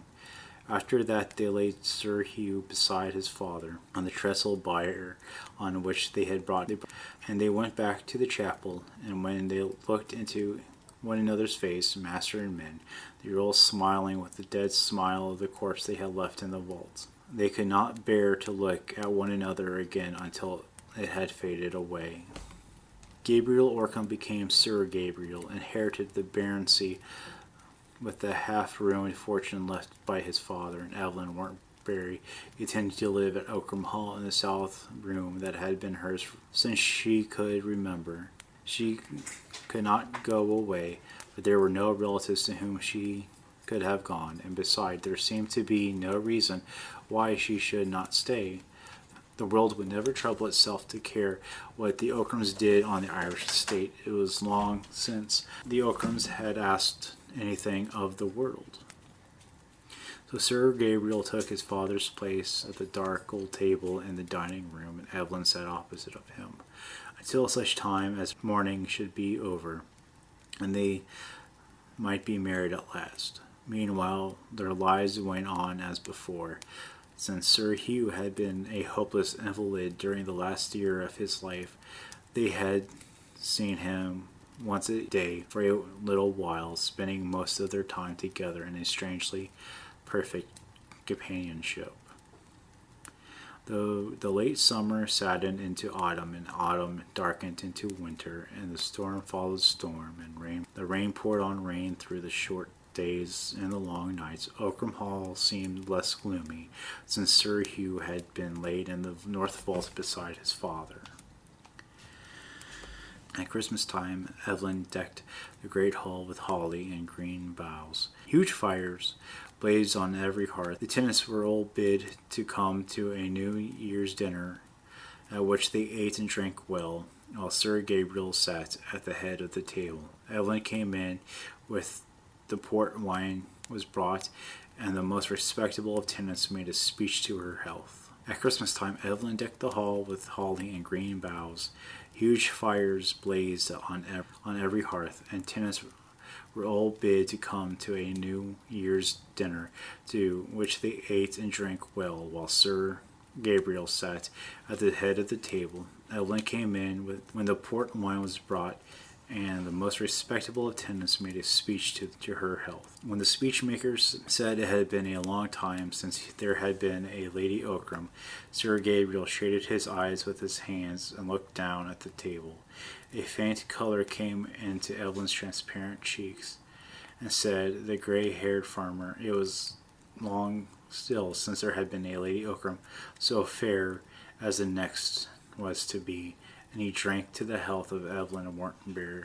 Then the tenants all stood up and shouted for her. Sir Gabriel stood up likewise beside Evelyn, and when the men gave the last and loudest cheers of all, there was a voice not theirs above them all, higher, fiercer, louder, an unearthly scream shrieking for the bride of Ockram Hall. It was so loud that the holly and the green boughs over the great chimney shook and waved as a cool breeze were blowing over them. The men turned very pale. Many of them set down their glasses, but others let them fall upon the floor, looking into one another's faces. They saw they were all smiling strangely. A dead smile, like dead Sir Hugh's. The fear of death was suddenly upon them all, so they fled in panic, falling over one another like wild beasts, and the burning forests when the thick smoke ruins along before the flame. Tables were overturned, drinking glasses and bottles were broken in heaps, and dark red wine crawled like blood upon the polished floor. Sir Gabriel and Evelyn were left standing alone at the head of the table before the wreck of their feast, not daring to turn to look at one another, for each knew that the other smiled. But Gabriel's right arm held her, and his left hand clasped her tight as they stared before them. But for the shadows of her hair, one might not have told their own two faces apart. They listened long, but cry came not again, and eventually the dead smile faded from their lips as each remembered that Sir Hugh Ockram lay in the north vault smiling in his winding sheets in the dark because he had died with his secret. So ended the tenants' New Year's dinner. From time on, Sir Gabriel grew more and more silent, but his face grew paler and thinner than before. Often, without warning, without words, he would rise from his seat as though something moved him against his will. He would go out into the rain or the sunshine to the north side of the chapel, sit on the stone bench and stare at the ground as if he could see through it, through the vault below, and through the white winding sheet, and the dark with a dead smile that would not die. As when he went out this way, Evelyn came out persistently and sat beside him. Once, as in the past, their beautiful faces suddenly neared, their eyes drooped, their red lips were almost joined together. As if their eyes met, they grew wide and wild. As the white showed in a ring all around the deep violet, their teeth chattered, and their hands were like the hands of corpses, for fear of what was under their feet, and of what they knew but could not see. Once Evelyn found Sir Gabriel in a chapel alone, standing before the iron door that led to the place of death, with the key to the door in his hand. But he did not put it in the lock. Evelyn drew him away, shivering, for she had also been driven in waking dreams to see that terrible thing again, and to find out whether it had changed since it had been laying there. "I'm going mad," said Sir Gabriel, covering his eyes with his hands as he went with her. I see it in my sleep. I see it when I'm awake. It draws me to it, day in and day out. It draws me in day and night. Unless I see it, I shall die. I know, answered Evelyn. I know. It's as if threads were spun from it like a spider drawing us down to it. She was silent for a moment. Then she stared violently and grasped his arm with a man's strength that almost screamed the words she spoke. But we must not go down there, she cried. We must not go. Sir Gabriel's eyes were half shut. He was not moved by agony for her face. I shall die unless I see it again, he said, in a quiet voice not like his own. And all that day and that evening, I shall die unless I see it again, he said, in a quiet voice not like his own. And all that day, that evening, he scarcely spoke, thinking of it, always thinking, while Evelyn Wartenberg quivered from head to foot with terror she never knew. One gray winter morning, she went alone to Nurse MacDonald's room in the tower and sat beside the great leather easy-chair, laying her thin white hand upon the weathered fingers. Nurse, she said, what was it that Uncle Hugh should have told you the night before he died? It must have been an awful secret, and yet, though you asked him, I feel somehow that you know it, and that you know why he used to smile so dreadfully. I shall only guess. I shall never know, slowly in her cracked little voice. But what do you guess? Who am I? Why do you ask who my father was? You know I'm Colonel Wartenberg's daughter. My mother was Lady Ockram's sister, so that Gabriel and I are cousins. My father was killed in Afghanistan. What secret can there be? I don't know. I could only guess. Guess what? Asked Evelyn implorably, pressing the soft leathered hands as she leaned forward, but Nurse MacDonald's wrinkled lids drooped suddenly over her queer blue eyes. Her lips shook a little with her breath as if she were asleep.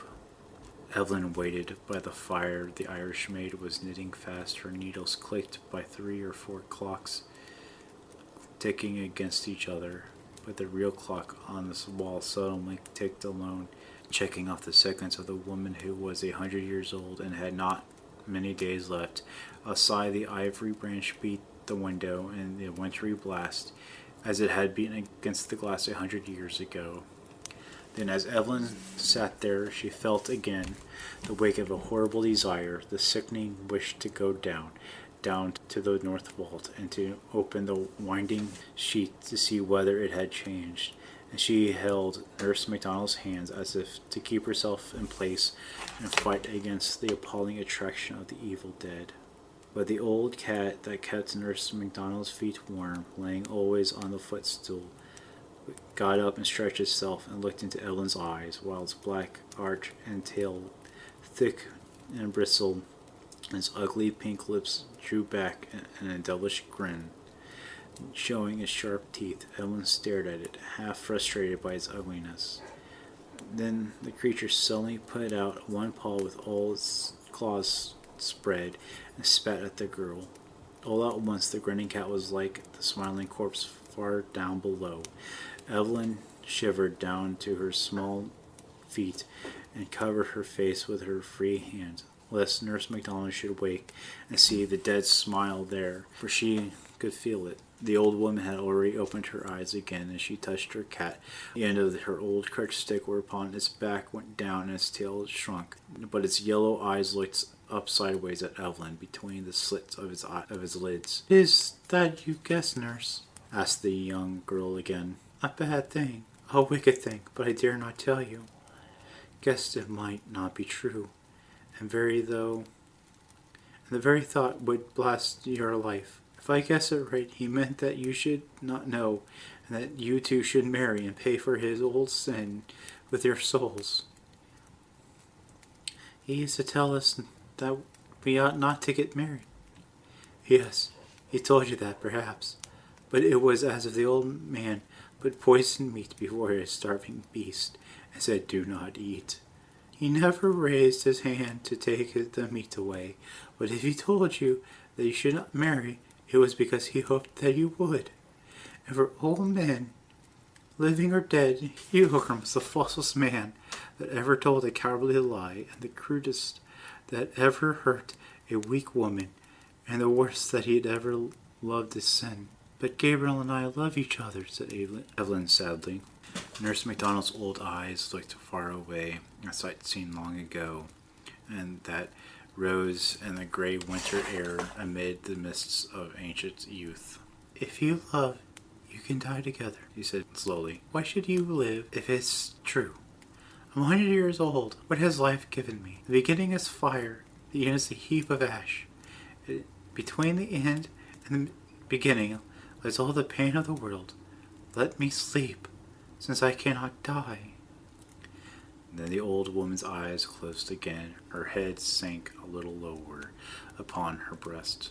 So Evelyn went through and let her sleep, with the cat asleep on the footstool. The young girl tried to forget Nurse MacDonald's words, could not, for she heard them over and over again in the wind and behind her on the stairs, and she grew sick with fear of the frightful unknown evil to which her soul was bound. She felt a bodily something pressing her, pushing her, forcing her on from the other side. She felt threats drew her mysteriously, and when she shut her eyes she saw the chapel behind the altar, the low iron door through which she must pass to go to the thing. As she lay awake at night, she drew the sheets over her face, lest she should see shadows on the wall beckoning out to her. The sound of her own warm breath made whispers in her ears as she held the mattress with her hands to keep from getting up and going to the chapel. It would be easier if there had not been a way thither through the library, but a door which was never locked. It would be fearful easy to take her candle and go softly through the sleeping house. The key of the vault lay under the altar behind the stone that turned. She knew that little secret. She could go ahead and see. But when she thought of it, she felt her hair raise on her head. She shivered so that the bed shook, and then the horror through her and the cold thrill that was agony again, like a myriad of icy needles boring into her nerves. And the old clock in Nurse MacDonald's tower struck midnight. From her room she could hear the creaking chains, the weights, and the box in the corner of the staircase, and the jarring of the rusty lever that lifted the hammer. She had heard it all her life. It struck 11 strokes clearly, and it came to the 12th with a dull half-stroke, as though the hammer were too weary to go on and had fallen asleep against the bell. The old cat up from the footstool stretched itself. Nurse MacDonald opened her ancient eyes and looked halfway around the room by the dim light of the night lamp. She touched the cat with her crutch stick and laid it down upon her feet. She drank a few drops from her cup and went to sleep again. But downstairs Sir Gabriel sat straight up as the clock struck, for he had dreamed a fearful dream of horror. His heart stood still. He woke to its stopping, and it beat again fiercely with his breath, like the wild thing set to free. No Ockram had ever known fear waking, but sometimes it came to Sir Gabriel in his sleep. He pressed his hands to his temples. He sat up in bed. His hands were icy cold, but his head was hot. The dream faded far. In its place there came the master through the pressed his hands to his temples as he sat up in bed. His hands were icy cold, but his head was hot. The dream faded far. In its place there came the master thought that racked his life. With the thought also came the sick twisting of his lips in the dark that would have been a smile. Far off, Evelyn Wartenberg dreamed that the dead smile was on her mouth, and awoke, staring with a little moan, her face and her hands shivering. But Sir Gabriel struck a light and got up and began to walk up and down his great room. It was midnight, and he had barely slept an hour. In the north of Ireland the winter nights are long. I shall go mad, he told himself, holding his forehead. He knew that it was true. For weeks and months the possession of the thing had grown upon him like a disease, till he could think of nothing without thinking first of that. And now, all at once, it outgrew his strength, and he knew that he must be its instrument or lose his mind. He knew that he must do the deed he hated and feared. If he could not fear anything, or that something would snap in his brain and divide him from life while he was yet alive, he took the candlestick in his hand, an old-fashioned heavy candlestick that had been used by the head of the house. He did not think of dressing, but went as he was in his silk night clothes and his slippers, and opened the door. Everything was very still in the great old house. He shut the door behind him and walked noiselessly on the carpet between the long corridor. A cold breeze blew over his shoulder and blew the flame of his candle straight out. Instinctively he stopped and looked around. But all was still, and the upright flame burned steadily. He walked away, and instantly a strong draught was behind him, almost extinguishing the light. It seemed to blow him on his way, ceasing whenever he turned. Coming again, he went on, invisible and icy. Down the great staircase to the echoing hall he went, seeing nothing but the flaring flame of the candle standing away from him over the guttering wax.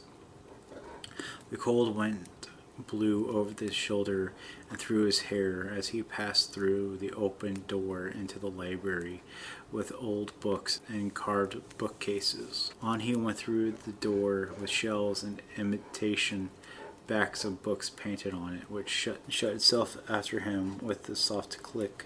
He entered the low arched passage through the door was shut behind him and fitted tightly in its frame. Still the cold breeze blew the flame forward as he walked. He was not afraid, but his face was very pale and his eyes were wide and bright, seeing already in the dark air the picture of the thing behind. But in the chapel he stood still, his hands on the little turning stone tablet, and the back of the stone altar. On the tablet were engraved the words, "The key to the vaults of the most illustrious lords of Oakrum." On the tablet were engraved the words Clavicium Sepulchrorum Claricium Dominarium de Oakrum, or the key of the vault of the most illustrious lords of Oakrum. Sir Gabriel paused and listened. He fancied that he had heard a sound far off in the great house where all had been still, but it did not come again. Yet he waited for the last, and he looked at the low iron door. Beyond it, down the long descent, lay his father's uncoffined, 6 months dead, corrupt, terrible in his clinging shroud. The strange preserving air of the vault could not yet have done its work completely. But on the thing's ghastly figures, with their half-dried open eyes, there would still be the frightful smile with which the man had died, the smile that haunted. As the thoughts crossed Sir Gabriel's mind, he felt his lips wreathing, and he struck his own mouth in wrath with the back of his hand so fiercely that a drop of blood ran down his chin. Then another and more, falling back into the gloom upon the chapel pavement. But still his bruised lips twisted themselves. He turned the tablet with the simple secret. It had needed no safe fastening, for had each Ockram been coffined in gold, and had the door been opened wide, there was not a man in Tyrant brave enough to go down to that place, save Gabriel Orcam himself. With his angel's face, his thin white hands, and his sad, unflinching eyes, he took the great key and set it into the lock of the iron door. The heavy, rattling noise echoed down the descending beyond like footsteps, as if the watcher had stood beyond the iron. The heavy, rattling noise echoed down the descent beyond like footsteps, as if a watcher had stood beyond the iron and were running down within with heavy dead feet, and through he was standing still. Cool wind was behind him, and it blew the flame of the candle against the iron panel. He turned the key. Sir Gabriel saw that his candle was short. There were new ones on the altar with long candlesticks, so he lit one and left his own burn on the floor. As he sat down on the pavement, his lip began to bleed again. Another drop fell upon the stone. He drew the iron door upon and pushed back against the chapel wall so that it should not shut itself. While it was within, and the horrible draught of the sepulchre came up out of the depths of his face, foul and dark, he went in. Through the fetid air met him, yet the flame of the tall candle was blown straight from him because the wind, while he walked down the easy incline with steady steps, his loose slippers slapped the pavement as he trod. He shaded the candle with his hand, and his fingers seemed to be made of wax and blood as the light shone through them. And in spite of him, the unearthly draught forced the flame forward, till it was blue over the black wick, and it seemed as if it must go out, but he went straight on with shining eyes. The downward passage was wide, and he could not always see the walls by the struggling light, but he knew he was in the place of death, larger, drearier echo of his steps, and the downward passage was wide, and he could not always see the walls by the struggling light, and he knew when he was in the place of death by the larger, drearier echo of his steps, and the greater space, and by the sensation of a distant wall, sensation of a distant blank wall. He stood still, almost enclosing the flame of the candle in the hollow of his hand. He could see a little, for his eyes were growing used to the gloom. Shadowy forms were outlined in the dimness, where the briars of the oakrum stood crowded together, side by side, each with a strange shrouded corpse, strangely preserved by the dry air, like the empty shell that the locust shreds in the summer. And a few steps before him he saw clearly the dark shape of headless Sir Vernon. Iron coffin, he knew that the nearest to it lay the thing he sought. He was as brave as any of those dead men had been. They were his fathers, and he knew that sooner or later he should lie there himself beside Sir Hugh, slowly drying to a parchment shell. But as yet he is still alive. He closed his eyes in a moment as 3 great drops stood on his forehead. Then he looked back again, and by the whiteness of the winding sheet he knew his father's corpse. For all the others were brown with age, and moreover the flame of the candle was blown toward it. He made 4 steps till he reached it, and suddenly the light burned straight and high, shedding a dazzling yellow glare upon the fine linen that was all white, save for the face where the joined hands were laid on its breast, and at this place ugly stains had spread, darkened with the outlines of the features and of the tight clasping fingers.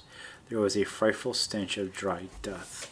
Sir Gabriel looked down. Something stirred behind him, softly at first, then more noisily, and then something fell to the stone floor with a dull thud that rolled up to his feet. He started back and saw a weathered head. As Sir Gabriel looked down, something stirred behind him, slowly at first, then more noisily, and then something fell to the stone floor with a dull thud and rolled to his feet.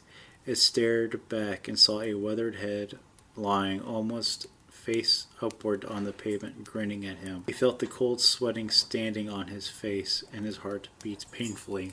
The first time in all his life that evil thing which men call fear was getting hold of him, checking his heartstrings as a cruel driver checks a quivering horse, clawing at his backbone with icy hands, lifts head with frozen breath, climbing up and gathering at his midriff with lenient weight. Yet he bit his lips and bent down, holding the candle in one hand to lift the shroud back from the head of the corpse with the other. Slowly he lifted it. It clove to the half-dried skin of the face, and his hands shook as if someone had struck him to the elbow. But half in fear and half in anger at himself, he pulled it so that it came away with little ripping sound. He caught his breath as he held it, not yet throwing it back and not yet looking. The horror was working in him, and he felt that old Vernon Oakrum was standing up in his iron coffin, headless, yet watching him with the stump of his severed neck. While he held his breath, he felt the dead smile twisting his lips. He suddenly wrath at his own misery. He tossed the death-stained linen backward and looked at it at last. He had ground his teeth lest he should shriek aloud. There was the thing that haunted him, that haunted Evelyn Wartenberg, that was like a blight on all that came near him. Dead face was blotched with dark stains. The thin, gray hair was matted about the discolored forehead. The shrunken lids were half opened, and the candlelight gleamed on something foul where the toad eyes had lived. And yet the dead thing smiled as it smiled in life. The ghastly lips were parted, a drawn wide and tight upon the wolfish teeth, cursing still and still, defying hell to do its worst, defying, cursing, and always and forever smiling alone in the dark. Sir Gabriel opened the sheet where the hands were. The blackened, withered fingers were closed upon something stained and mottled. Shivering from head to toe, but fighting like a man in agony for his life, he tried to take the package from the dead man's hold. But as he pulled at it, the claw-like fingers seemed to close more tightly. When he pulled harder, the shrunken hands and the arms rose from the corpse with a horrible look of life following his motion. Then, as he wrenched the sealed package loose at last, the hands fell back. Their place still folded. He set down the candle at the edge of the bier to break the seal from the stout package. Kneeling on one knee, he got a better light. He read what was within, written long ago in Sir Hugh's queer hand. He was no longer afraid. He read how Sir Hugh had written it all down, that it might perchance be a witness of evil and his hatred. He had written how he had loved Evelyn Wartenberg, his wife's sister, and how his wife had died of a broken heart with his curse upon her. He wrote how Wartenberg and he had fought side by side in Afghanistan, and Wartenberg had fallen.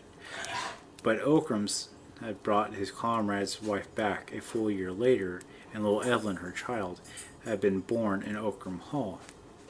And he wrote how he had wearied of the mother, and she had died like her sister with his curse on her. That he wrote how he had wearied of the mother, and she had died like her sister with his curse on her, and how Evelyn had been brought up as his niece, and how he had trusted that his son Gabriel and his daughter, innocent and unknowingly, might love and marry, and the souls of the woman he had betrayed might suffer yet another anguish before eternity was out. And, last of all, he hoped that someday that nothing could be done, and the two might find this writing and live on as man and wife, not daring to tell the truth to their children's sake and the world's sake. This he read kneeling beside the corpse in the north vault by the light of the altar candle. He had read it all, and then he thanked God aloud that he had found the secret in time. And when he finally rose to his feet, he looked down at the dead face. It had changed. The smile was gone from it. The jaw had fallen a little and tired. Dead lips were relaxed. And then there was a breath behind him and close to him. Not cold like that which had blown the flame of the candle as he came, but warm and human. He turned suddenly. There she stood, all in white, with her shadowy golden hair.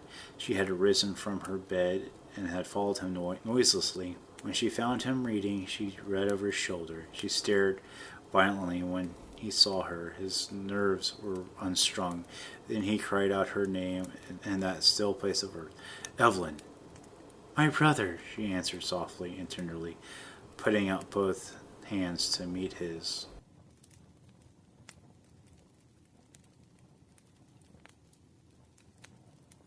And we end out this reading with Dreamland by Edgar Allan Poe.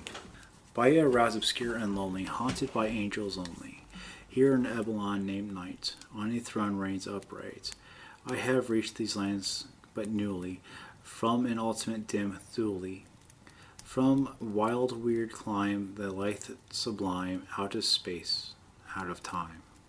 Bottomless valleys and bottomless floods, and chasms and caves and Titan's woods, with forms that no man can discover, for the dews that drip all over, mountains topple evermore into the seas without a shore, seas that restlessly aspire, surging unto skies of fire, lakes that endlessly outspread, their lonely water lonely dead, their still waters still chilly, with the snows of lolling lily.